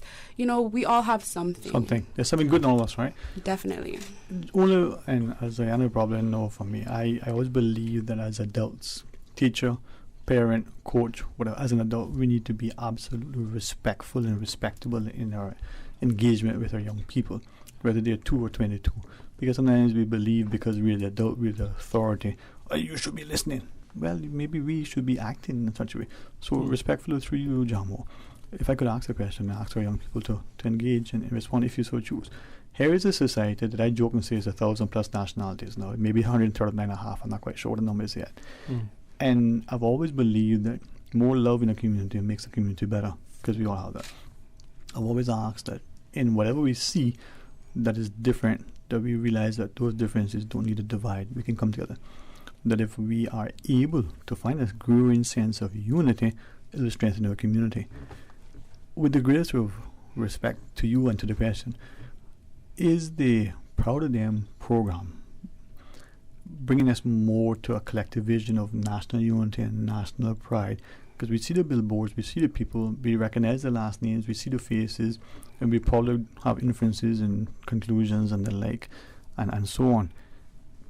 If I could, maybe if I don't want to respond, is that helping us now that today, and maybe 10 years from today, and 50 years from today, that it brings us more of national unity and national pride, and being proud of them in Cayman as Caymanians? I think it is in a way, because you're able to see kind of what the future of Cayman holds and be able to help them and lift them up, and also encourage more people to go out there and do something great to better Cayman and better the community as well. And it's, like Brianna said, not bringing negativity but the positivity, and I think that's something that helps push us as a whole community, as an island, going forward and keeping us looking for the future and trying to better us, instead of seeing all the negatives and stepping back and kind of like, oh no, this is what's wrong with the island. We're kind of encouraging people to make it better. So I think it is bringing in community and bringing us together. Brianna? Okay. I do agree as well. But I would say it's just a start, honestly. There are not many, I wouldn't say there are not, forgive me if I'm wrong, there are not many initiatives to showcase young people's talents, or, you know, to just put them on the show, because we have talent in Cayman, trust me. We're not short of that. So I think Proud of Them is just a start towards that. But we definitely have a lot of work to do, in my opinion. So John, that brings us nicely into the idea that why should we nominate? Who should know? What are we looking for? As Brianna said, you know, we have great talent, potential, promise within our young people, but are we giving them a platform? Are we bringing them on board and say, what do you think about this? How does this affect you? Or are we still living in those times when, quiet, we don't hear that from you? And we still do that sometimes. Well, I think there's the age that we now live in. Young people are being bombarded constantly with information. So they sometimes now they have to wade through it to see what's credible or not. But it's not that they're not informed. And I think they're becoming a lot more vocal now too. Especially in Cayman, you start to see young people are starting to be passionate about what's happening around them. The level of awareness is starting to steep. Yeah, man. And it's great. The Youth Services Unit has facilitated the voice of young people for Youth Flex. Could be 20 at the end of this month. 20 years old? 20. You know what I'm saying? So we almost as me. and we've been doing the Cayman Islands Youth Assembly for well over a decade as well. So we're trying to facilitate youth voice in that way, where they know how to look at a problem or a concern and then to solve it. And or to propose actions to remedy these issues. So and then there's platforms like Proud of Them for those who have done it and do something about it, and whether it's through community service or getting the best grades at school, or representing the country in sports, or just starting their own business and spawning that sense of entrepreneurship to inspire and to employ their peers. You know. So what's the age range? I mean, you talk about young people, but I mean, between you and I still consider myself young. Yeah, we not to get old. Exactly. Don't let the hair grey or fall out fool you. We young. We's young. We still whatever it is, teen. Whatever it is, teen. 411 teen or. But anyhow, the National Youth Policy says that it defines young people as age 10 to 25. So we also using age 10 to 25 for Proud of Them and for most of our initiatives at the Youth Services Unit. Since we're called on to implement the National Youth Policy, we kind of focus on that age group. But if there's people that need their needs met younger than 10 and older than 25, we still facilitate them. But for this purpose, is for those in that age range, 10 to 25. You don't have to be Caymanian. You just have to be legally resident in the Cayman Islands. So legally resident in the Cayman Islands. Yes. And you can be nominated by anybody? How does the process work? You can actually nominate yourself. 'Cause I don't think anybody else knows more about you than you. Okay. So a person who is nominated or is nominating him or herself, like some things I think to, a motion before Legislative Assembly or something like that, there's a nominator and a seconder. Right. You need to have references as well. Okay. So your references would then concur with your claims, whatever you claim. Okay. And then we would look for support and evidence to back up your claims. Okay. And the nomination process now is open? Yes, it's open until September 30th. September 30th. Yeah. So that's not tomorrow, but it's almost close. But so nominate them today, right? Just to be safe. And how do you do that nomination process? I mean, well, for the last 2 years, we've been doing it paperless. So we're encouraging everyone to nominate the deserving young person through our website. It's youthservices.ky. You click on the Proud of Them button. There's some buttons that come up on the bottom. You just click on nominate, and that brings you right to the nomination form. You fill it out, and it submits itself once you press submit. You can always send in the supporting documents after. Okay, so you don't have to upload them then and there. You can upload them if later. you have them, put them then. If not, you can always send them later, because the selection committee will be calling you. We need support for this evidence. And those supporting documents would also be submitted paperless? Yes, you can do it through the SEAM portal, or you can email it to info.ysu@gov.ky. Okay. When we come back from our break, we'll invite you to share with us, both Ms. Borden and Ms. Daisy, the whole idea that when we think of our young people, maybe there are certain misconceptions, preconceived notions that we have. For us, John, we're thankful that we see every day the evidence that they are indeed stalwarts and they are onto great things. Just need us to give them a platform. So maybe talk more about the nomination process. Ms. Borden, if you want to share with us, Ayana, likewise. I'm going to pause and take a break, continue the discussion until the headline news at 2, and then wrap it up for the last half hour thereabouts with some open line, I think. Stay tuned for Talk Today. A caring and community spirit, cherished family and cultural values. These are some of the things that still embodies the Caymanian way of life in the Eastern Districts today. Savannah Pharmacy, your neighborhood pharmacy, located in Countryside Shopping Village, is delighted to offer products and services of real value. Whether it's catering to your family's medical needs or carrying apparel, gifts, and beauty products, Savannah Pharmacy provides you with more than just prescriptions. Remember, they're always just around the corner with everything your family needs and convenient opening hours, including Sundays and holidays. Savannah Pharmacy. For more information, call 946-3336. For medical lab services in Cayman, go straight to MedLab. For a full range of medical services, pleasant, clean and comfortable environment, no long lines and affordable fees, visit MedLab at the Smith Road Plaza. Open Monday to Friday, 8:30 a.m. to 5 p.m. and half day on Saturdays. Call 949-7331 to make your appointment. For medical lab services in Cayman, MedLab. Ask our professional team about the benefits of cutting-edge technology with MedLab's new state-of-the-art digital mammogram machine. The Cayman Islands Chamber of Commerce Pension Plan. We're here for you. We are a non-for-profit member-centric plan with a democratically elected volunteer board of trustees representing all sectors of the Cayman Islands economy. Chamber Pension has an all-in expense ratio of 0.72%, over 16,000 members, $430 million in assets under management. We were the first multi-employer pension plan approved by the regulator in the late 1990s, and today we are still strong, secure, and are here for employees and employers alike. If you would like to join or request further information, visit chamberpension.ky. And for information as it happens, follow us on Facebook, LinkedIn, or Instagram. Email admin@pensions.ky or call 745-7630. The Cayman Islands Chamber of Commerce Pension Plan. We're here for you. The 8:10 a.m. weather report, Monday through Friday, is property and peace of mind. For more information, call 949-8304 or visit www.palig.com. That's PALIG.com. Dress for success and demonstrate school pride by learning and following the National Dress Code Policy and the specific dress code for each government school. Under the National Dress Code Policy, makeup, nail polish, and jewelry other than wristwatches are not permitted. Girls' hair must be worn in natural styles and color. Undergarments concealed. Skirts knee length and sneakers or shoes black. Take pride in your stride today. View the complete dress code policy at www.education.gov.ky. This is a message from the Ministry of Education.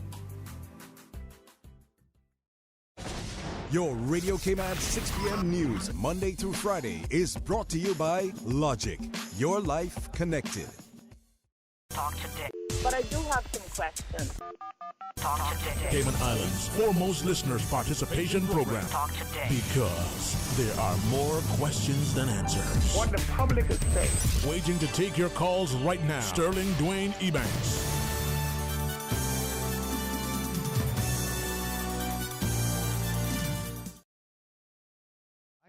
And thank you very much for joining us as the Head of Youth Services designate, Mr. James Jamo Miles, together with two of their, I'm proud of them, honorees, Miss Ayanna Davis, Eden, together with Miss Brianna Borden. It thanks each of you individually and collectively for joining us this afternoon, and maybe increasingly we start to appreciate the importance of not just the platform, but allowing our young people to freely exercise a voice that they have, that this needs to be nurtured and encouraged by us. As we were going to the break, Mr. Miles, you were sharing some other things, and hopefully, as we conclude this segment of a discussion, that we get people, especially those individuals who feel, you know what, let me show industriousness, initiative, and self-nominate, because it is possible. But take us through, Jumbo. Yeah, the nomination period is open until the 30th of September. Mm-hmm. Anyone can nominate any deserving young person between the age of 10 and 25. And not everybody could be like Brianna and be a deputy head girl at Clifton Hunter or head girl at prep school for sixth form and get 13 O-level passes and everything in high grades. But if you still show excellence in academics, nominate them. If you're excellent in sports, nominate them. If it's business or career or community service, these are the categories that we have that you could nominate a deserving young person. And we wanted to make sure it was broad enough that it could include everyone, even the differently able.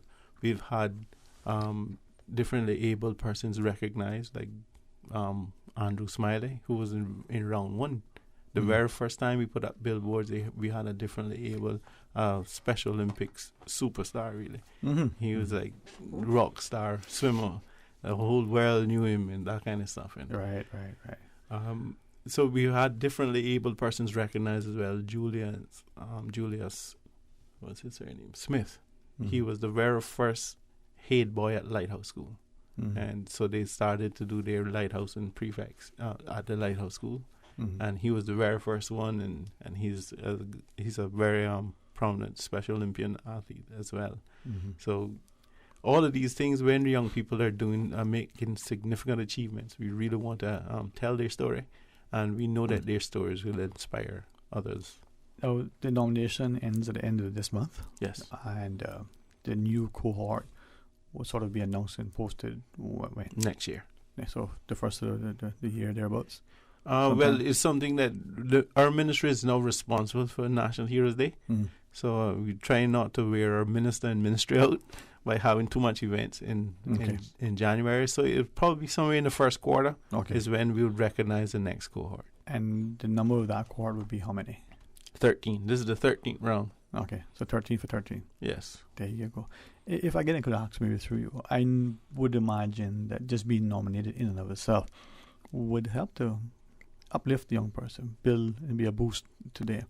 Ms. Borden, what do you think? Most definitely. Being recognized, seeing something in yourself from another person, I guess, another person's perspective. So you might feel like, oh, I'm confident. Yes, I speak out. I'm smart.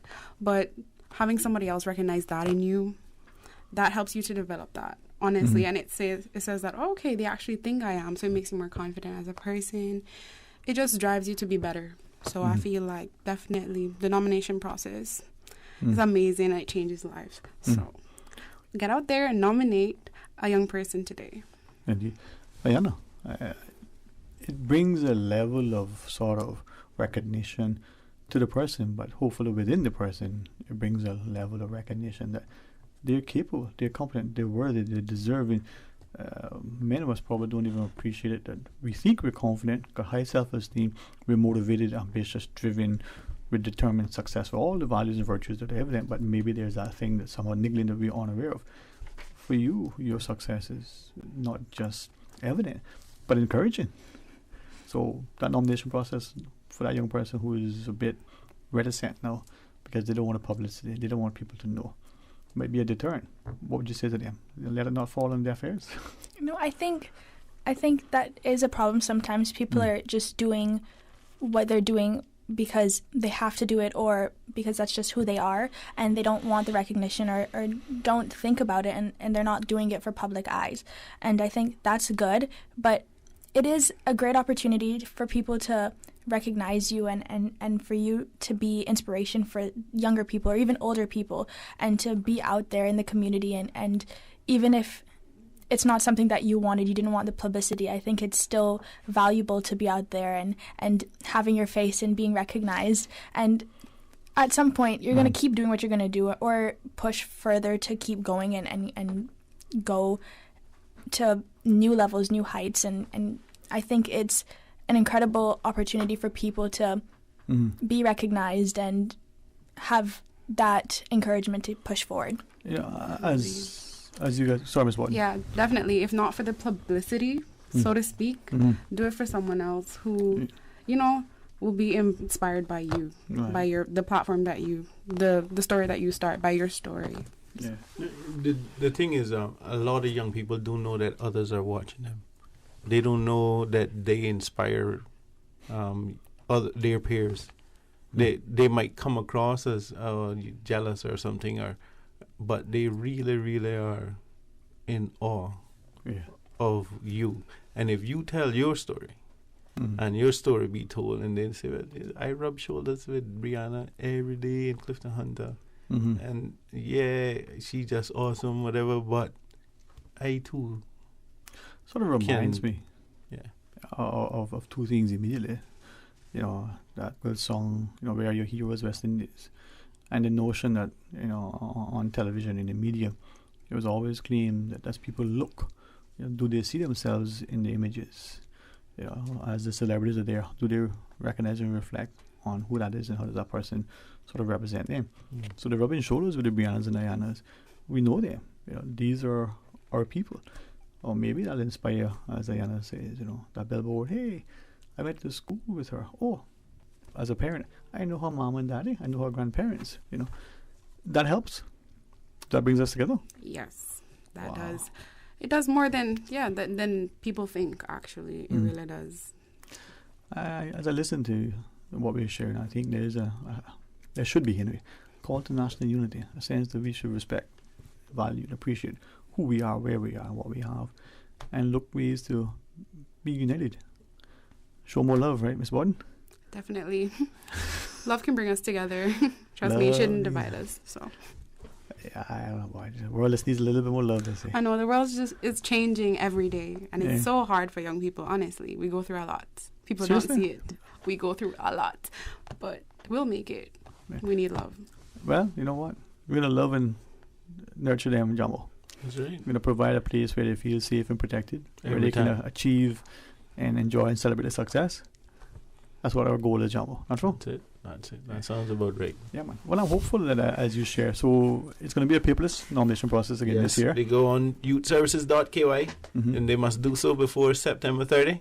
I mean, you can do it after September 30. It's just that they're not going to be considered in this round. Okay, so do it before that. Yes, please. And the process isn't that difficult to understand. Even me could probably navigate the website. Is what you're telling me. That's right. If not, email me, james.miles@gov.ky, and I can send you a link that you don't even need to go on the website. You just click and you go straight to the form you nominate. And that's MYLES. That's right. James.miles. Right?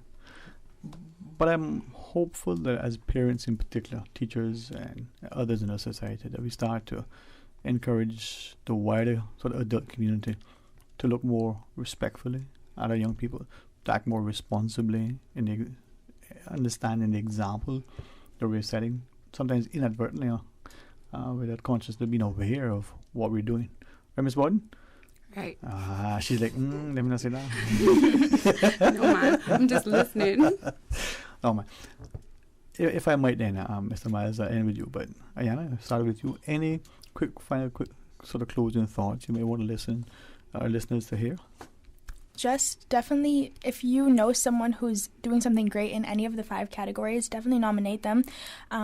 It's incredible for them, but also you're encouraging them to keep doing what they're doing, but also adding inspiration into the community and keeping us going in a positive direction. So definitely nominate someone that you know is doing something great. Great. Ms. Borden? Yep, same. Don't wait another minute. Start the process today. Take a chance on someone who you believe is destined for greatness. We all are. So we'd love to see your nominations. There you go. Jumbo. I think they said it all. I think so. You just got to do it before September 30. All right? So go either, if you're not sure, email Jumbo james.mile@gov.ky, gov.ky, or go on the website youthservices.ky. And then you find it there. And you say click on a button, but that's not a button in your shirt. There's a button on the website. Okay. Yeah, I was it says proud of them up in the corner. You click it, and then the options come up. You can read about the past recipients and stuff, but we really want you to press the nominate button. Okay. So you can nominate. Because I was looking at a button one time, and I thought, I don't see a button. Is it a gold button, silver button? It's a plastic button. Or if it's round like this one. It's a virtual button. Now you tell me. A digital virtual button. Nah, just kidding. No one's like, really? You can say that publicly? No, but we're very proud of both of you, part of the program, and all our young people, and see where it is at.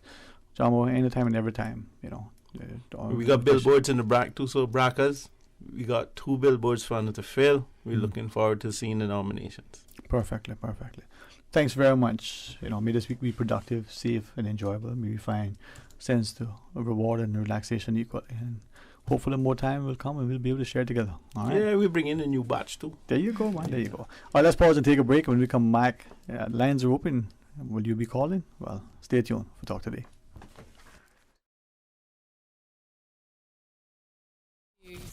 Radio Cayman, your voice, your choice. Local, regional, international. This is Headlines from Radio Cayman's newsroom. Today's biggest news. Chief Medical Officer Dr. John Lee reports 268 COVID-19 tests have been carried out since this was last reported on Monday, September 6th. There were 4 positive test results in travelers. 73% of Cayman's estimated population have had at least 1 dose of the COVID-19 vaccine.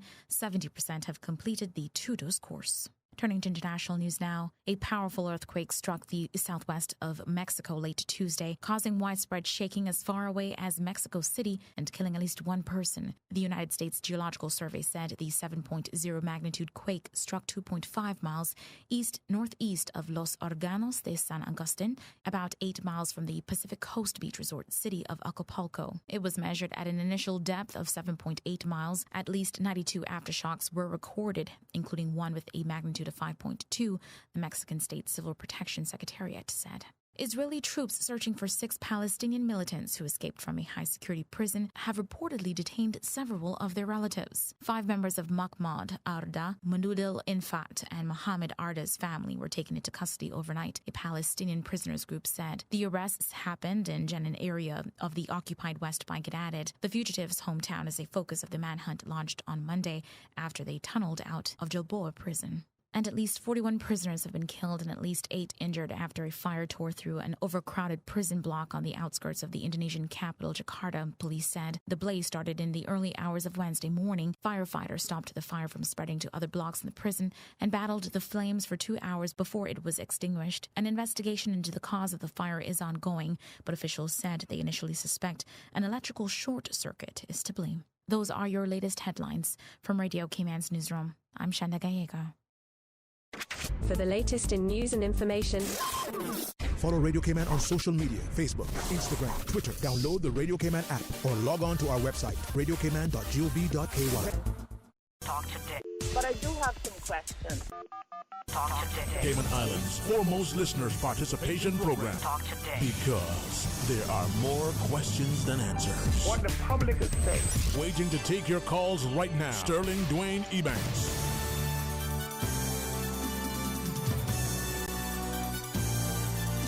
Good afternoon, welcome back, and thanks for joining us.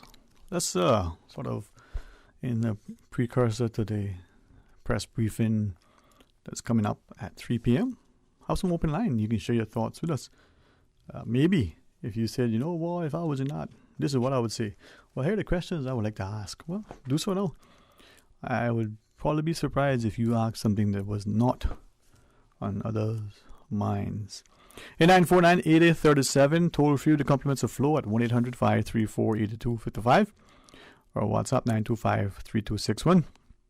Quick reminder, go to the Youth Services Unit website and look at the button, as they call it these days, the virtual button for the Proud of Them, and make your nominations. And if you choose to nominate yourself, go right ahead.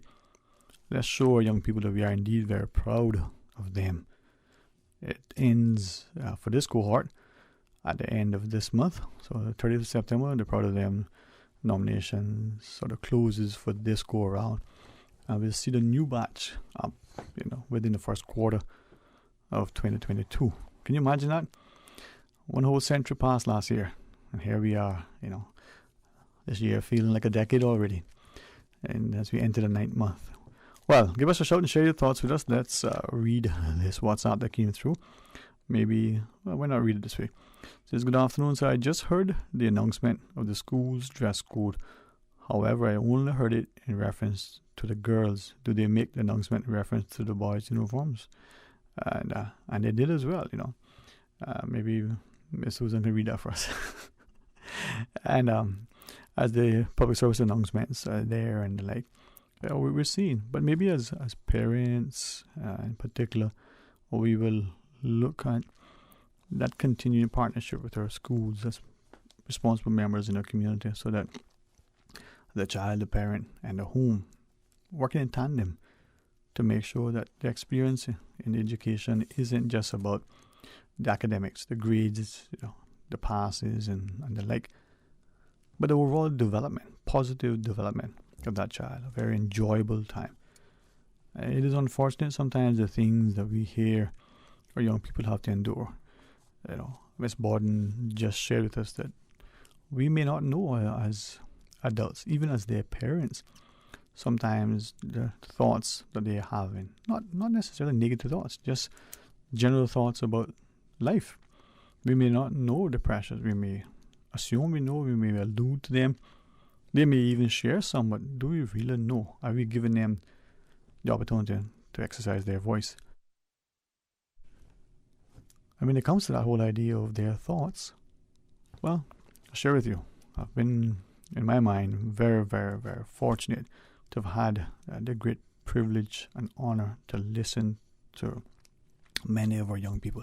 Some as they start their last year of high school, some as they start their first year, some who are ending their sort of primary school education and are now going on to that next step.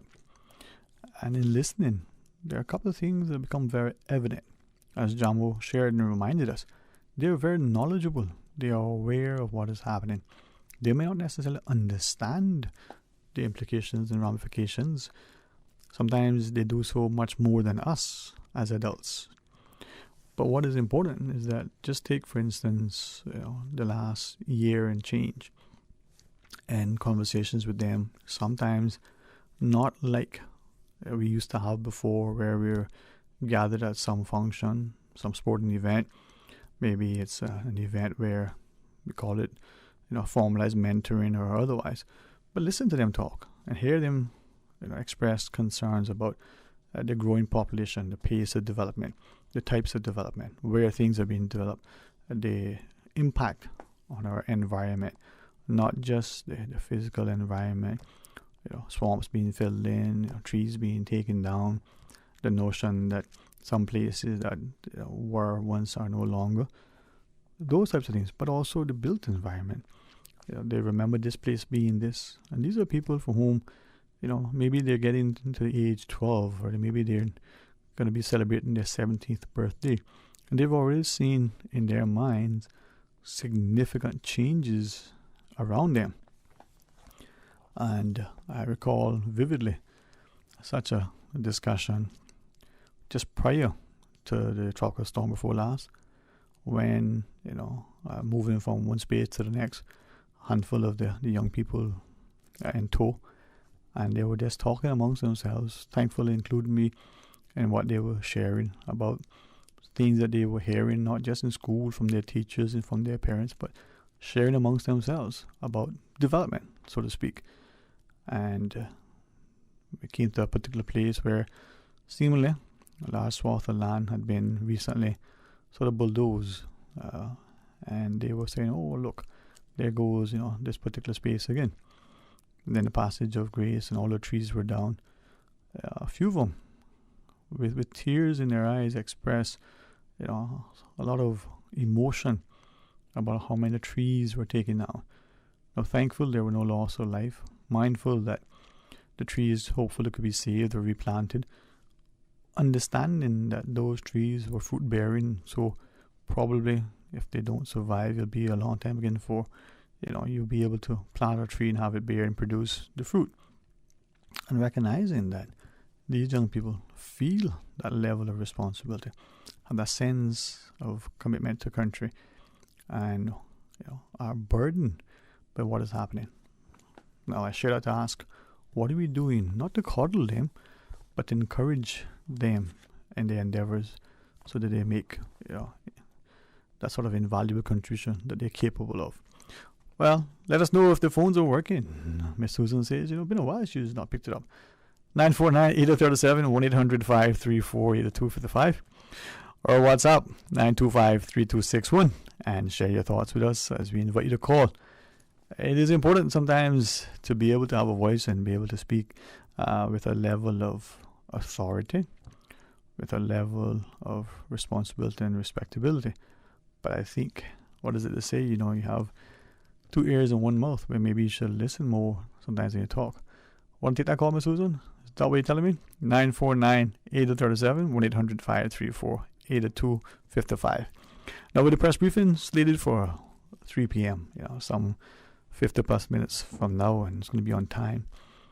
And what was it they shared with us? They're talking about the reopening plans and the like. Well, let's ask you to share with us, what are your thoughts on how we should move forward as a country? What do you think should be some of the things that are asked and answered? What do you think, is your individual role in this? And what is it, as a country, should be our collective response? Now, I've said this a few times, and I'm hopeful and prayerful that it's said not only with respect and love, but responsibly. Many are fearful of things to come, and we take action in a certain way that sometimes could bring about this thing. Sometimes we take action in a certain way that lead to a behavior that isn't necessarily the most civil and loving and kind and considerate. So let's make sure that we're careful and conscious about what we're doing to ensure that love and consideration is always present. Let's go to the phones. Good afternoon and welcome. Thank you for calling. Good afternoon. Good afternoon. Are you hearing me? Say it again. I'm hearing you. Say it again. Say it louder. I'm hearing you, man. Yeah. Are you okay? I am blessed and thankful. How about yourself? Okay, not hearing you now. Okay, there you are. Are you there? How are you? Yeah. Hello? Okay, Miss Susan's going to fix that up in a second. I think she has the wires, and she's going to connect it with a paper clip. And then if that doesn't work, she'll get a rubber band. For that caller, it's a challenge sometimes, boy. It's good that some people are a lot more patient and considerate than, maybe I am. As we reconnect with that caller in a second, we invite you to call and share your thoughts equally now at 949-8037. Or you can use the Flow toll-free line at 1-800-534-8255. Let's try it again. Hey, yes, welcome. Good afternoon. Good afternoon. Can you hear us okay now? Yes, I can hear you. All right. Thank you very much for taking time to share with us. Thank you. I was just checking, maybe you can give me some information. I heard, and it's through the grapevine, so I'm not sure if this is correct. Can I ask you with great respect, if you are somehow away from the phone on a speakerphone or something, is it possible to maybe make a slight adjustment so we can hear you a little bit better? All right, yeah. Okay, so if it's a speakerphone, for instance, I know that we don't like to put this device in our ears so much, but let's try it again. Yeah, no. Are you hearing me any better now? It's the same, but go right ahead. All right. All right, we'll listen intently. Go right ahead, man. All right, I'm just turning it up. I heard on the grapevine, not sure if it is the right information, that a law has been passed now that makes Dr. Lee in charge of all the medicine that comes in for the coronavirus. Is that correct? We heard something similar to that, but we would presume that the chief medical officer, whoever that is, like way back when you had the chief agriculture and veterinary officer, that the law prescribes, like it does, that the cabinet of the day, that there is an entity that has a certain level of authority as prescribed by the law to do such. When Well, before I venture out, let me hear what you're saying. No, I'm just saying that I saw something on Cayman Mile Road, basically that Dr. Thomason was trying to bring in some of the different vaccine, the one that is not genetically enhanced, just a regular type of vaccine. But he was prohibited from doing that because Dr. Lee has not given him permission. I'm not sure if that's correct. I'm just wondering if you heard anything about it. Right. And maybe issues like that could be issues that may be addressed either to confirm or to say, well, it's not really accurate. But again, if we look at legislation generally, and I say this carefully, but oftentimes we, as the ordinary citizen, are unaware of how legislation impacts us until it does, and unaware of how legislation, whether intended consequence or not, vests a certain authority in certain individuals or certain entities. And when that happens, do we turn a blind eye to it, or do we lobby our parliamentarians to say, listen, that needs to be addressed? Because, it's not a right thing. As an example, for instance, remember way back when the chief officer in the courts, in the Grand Court, sitting alone can make a decision on the elections law, and there's no right of appeal from the Grand Court, when we know presumably there's a court of appeal, and from the court of appeal there's a privy council. So why would we allow a lower court, irrespective of the intellect, the impartialness, the professionalism of a single judge, to make a decision with such far-reaching consequences? Should there not be some other, appellate court? Now, there may be very, very justifiable reasons for doing so. But again, the question is, would that be the thing we should do? And when it transpires, if we don't think so, what discussion should we have in order to address it? Sometimes we don't know that a horse is bolted because we never checked to see that the gate was open. Yeah, but I understand all of that. But in this case, we're talking about life and death decisions, basically, that it really should be dealt with our elected officials, our government. Right, and to me, it seems like they are trying to, not take on the responsibility that they should. I mean, we have a situation here where, COVID-19 is a serious illness, and it has caused death around the world. And basically to put that in the hands of just one man and say that is it. I mean, we have a tremendous amount of health people on the island, doctors and, medical people that the government can consult with and come up with, the idea that basically embraces a holistic effort, not just a simple one vaccine that fits all. If the government really cares about its people, and there are several people that are concerned about the genetic vaccine, and there are other vaccines that are available, why does the government, not kind of embrace a more holistic attitude towards the medicines and the treatment of COVID-19?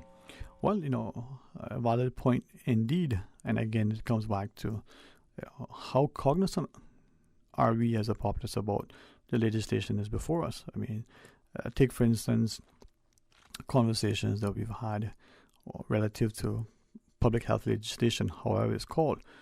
What authority, if any, is vested under that legislation in certain entities or individuals that would allow certain people, as an example, what if under public health legislation a person can be forcibly removed from a place and placed in another place because it's in the public good? Some people say, well, that's absolutely necessary. Others will say, well, is it? Again, we probably need to be much more involved and engaged in understanding something perhaps before that thing impacts us in a negative way. But what is it? He who feels it knows it, and only time people pay attention when it affects them directly. Yeah, well, I mean, this affects all of us directly. We know that the borders are going to open shortly, or we don't know exactly what is going to happen at 3 o'clock today when they give us a press conference. But all is basically moving towards the borders opening. So that when the borders open, we're going to have an influx of more COVID-19, and we're all going to be affected by it. Right. So, it's a critical stage of Cayman and the development of Cayman, etc. Right. And you would think that, the government would embrace an entire system of medicines or whatever is required. Right. And allow our health professionals, doctors and the medical people that have been looking after us for the last 50 years, to have some say in it, and this is not just an isolated incident. This is a major thing that has happened. Right. The thing about it is, one thing might not fit all. Right. Why limit stuff? Right. So let me then ask you in that. Sorry, Ms. Susan. No, Ms. Susan, just hold on. Let the conversation continue. Let me just ask you as you go on, right? And I beg Ms. Susan's indulgence because I don't disconnect you and lose a train of thought. With that, the dissenting views, we've heard people being criticized because they, like you, they're asking a question. Even physicians and scientists who are saying, well, what about this and what about that? And we're labeling them as conspiracy theories. And they're like, is that one of the challenges that we have in that maybe the parliamentarian amongst his colleagues and her colleagues are saying, guys, what about this? Is that providing a forum whereby people's voices are being silenced, even self-censored, because they don't want to create or be seen as creating, a tumultuous situation? Yeah, I think that's very possible. I think in general in the world, it seems that the push is for vaccinations when there are other methods and other ways of trying to deal with it. We are seeing more evidence that those that even have been vaccinated, first of all, they are not immune from getting the disease. Okay. In fact, they're not. In fact, I think the study from the medical board in the public health board in England, the UK, has shown that those that have gotten COVID-19 and died, many of them, basically ones that have been double vaccinated anyway. Right. Okay. Right. So I know that that's why I'm saying, right. Right. I'm not a medical professional. I don't know everything about the medicine, but there are doctors in the island that are well versed in it and in it all the time. Dr. Thomason, for one, particularly. And if they feel that there are other protocols, I don't see why the whole thing should be put in Dr. Lee's hands. Right. That is my problem. Right. My problem is they should embrace a more holistic, view on things to protect the people of the Cayman Islands to the best of their ability. All right. Well, thanks for that, man. And like you, there are many who are paying keen attention. Thank you for taking the time and for your patience for sharing with us. Talk to you again very much. Thanks for listening. You're most welcome. And thanks to Ms. Susan for letting that break go a little late, but we'll let the conversation continue when we return. Stay tuned for Talk Today. Busy. Feel like there's not just enough hours in the day. Savannah Pharmacy, service to make your life easier. Now you can WhatsApp your prescription order to 929-5045. And pickup is just around the corner with everything your family needs and convenient opening hours including Sundays and holidays. WhatsApp your prescription order to 929-5045. Savannah Pharmacy, wholesome values with modern conveniences. Bro, do you really have to eat 2 sandwiches for lunch? No, but one is for dinner. On Tuesdays at Subway, you can get the 2 subs for any size, plus a fountain drink for the price of 1. Nah, Bobo, that sounds too good to be true. For real though, 2 subs for the price of 1 and a drink? Each and every Tuesday now until September 28th, buy any Subway sandwich in any size and a 32-ounce fountain drink and get an equal or lesser value sub for free. For every 2 for Tuesday purchase, be entered to win one of 3 LG 50-inch 4K smart TVs, a Grill Pro, or one of 2 retro bikes, plus many more prizes. Subway's 2 for Tuesdays is in partnership with Pepsi and Progressive Distributors. Prize drawing is September 30th. Terms and conditions apply. See in store for details. Save every day with FedEx. Get 40% off when you ship using FedEx International Priority and an additional 5% off on your next shipment. Visit us. Visit FedEx.com keyword Caribbean discount to learn more. Explore your history.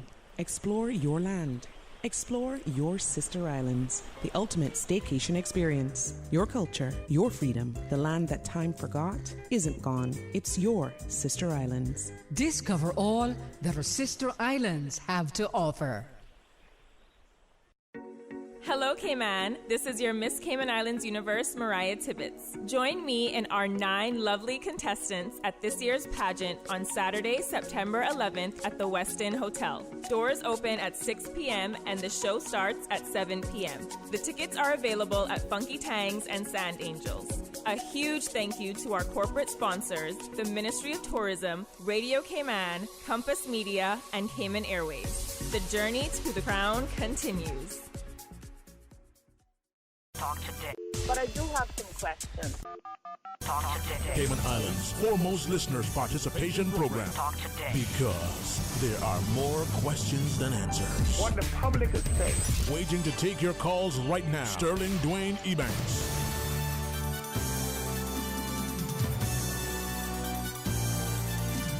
Good afternoon, welcome back, and thank you so much for joining us. And again, a reminder, 3 p.m. the press briefing is slated. You can listen to it live here on Radio Cayman. You can watch it on CIG TV as well.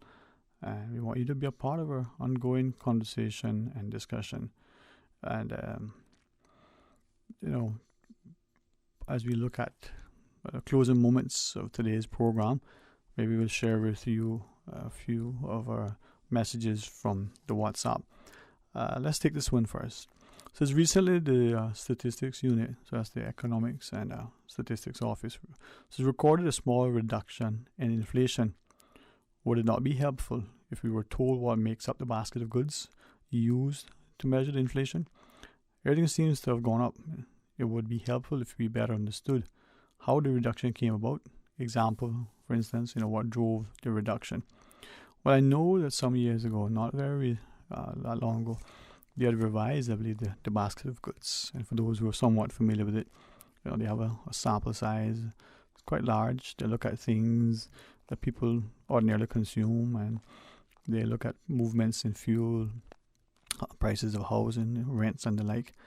And like the listener weighs in, it would seem that prices are increasing. Some would say, well, that's because there's limited supply and increased demand. Some would say, well, that's the cost, not just to acquire the particular good or service, but then the importation, all of the related costs from the shipping and handling and all the like may have increased as well. Well, we know we have a census slated for next month. We know that the Economics and Statistics Office, on a very regular basis, puts out very timely information, and we know as consumers what we're feeling relative to how much of that money that we're spending to buy the goods and services, whether or not we feel that we're getting as much, if not more, or perhaps less, for the same amount of money. And that may be how we gauge whether things are increasing or decreasing, whether they're getting value for money, or whether or not we have more money available to do the things we want, that disposable discretionary income that we talk about. Some might say, well, wait a minute, I'm buying, getting less, spending a lot more, but the quality isn't there, and different things. This is where consumers sort of rationalize their choices and they vote with their pocketbooks, as it were. But it's good to be conscious of where that is and what we're doing. The other comment from our WhatsApp speaks to the last caller's views relative to the reopening. And as I messaged back during the break to the person sending the message, not going to read the message in its entirety. In fact, somewhat hesitantly, because the first sort of opening salvo is that, I don't mean to point fingers or to, be defamatory, but, who gives and names some individuals the right to dictate and to be such, public champions would be the phrase I would use, sort of admonishing the government for delaying the border opening. And, well, that's the thing, Is it that the squeaky wheel gets the grease? Is it that one who is more positioned and organized gets to influence the agenda? As I shared, my response to the message. But for many, we can see the public champions who are advocating, for the country to get back to normal. It's probably the phrase that we're hearing a lot of. But as we prayerfully sort of, look at things, and as we pray for those in leadership, we recognize this. Heavy is the head that hangs the crown. So our government has to balance a lot of things. And at some point, have we become already so conditioned that, wearing a mask would be the norm for our children? To go about without it may seem strange. Maybe the ease with which we go to embrace our grandchildren, our spouses, our good friends may no longer be a thing for whatever reason. Maybe the person who sort of says, well, this is not good for our health, our physical health, or overall health and well-being, maybe that person would in fact not be so maligned and treated with contempt and disdain, but would actually be championed and say, you know what, this is true. Maybe as a people we would continue to appreciate the significance of working collectively together to continue to be civil, such that we're not defiant and disorderly, but we are civil and respectful. Well, again, an invitation to stay tuned to Radio Cayman. You can tune on to CIG TV and hear from the Honorable Premier and his cabinet as they inform us of their next sort of ventures relative to the 3 p.m. Press briefing that's stated, and half an hour or thereabouts. Tomorrow is another day, and our prayer always is that we be a productive part of that day, and with hopeful expectation, we'll appreciate that we have much to contribute, and that we should respectfully and responsibly move about our society with the intent to do so. Invite you to continue to listen, to be a part of the press briefing and be informed, and at the end of the day, God's willing, tomorrow you'll be able to join us for more continuing dialogue. We have on our cards extended invitation to a former Minister for Health, Mr. Ezra Miller, former parliamentarian, and God's willing he'll be able to join us tomorrow for that discussion. Always good to be able to learn and to share and hopefully encourage more of us to appreciate the roles that we play in our society. So, as you move about your day, may it be productive and peaceful. May it be one that you see the good in all that there is. Where there's bad, you will do, in a very, very deliberate, conscious way to make it better. What is good, you try to improve. And what you have, you're willing to share. What they say, share and share alike. Until tomorrow, my friends, be blessed. Talk Today is brought to you by Subway, open 24 hours in Countryside, Anderson Square in Georgetown, and Centennial Towers in West Bay. And by the Ministry of District Administration, Tourism and Transport. Explore your history, explore your land, explore your sister islands. MedLab in Smith Road Plaza, your complete medical laboratory solution. Call 949-7331. And Savannah Pharmacy in Countryside Shopping Village, convenient opening hours including Sundays and holidays.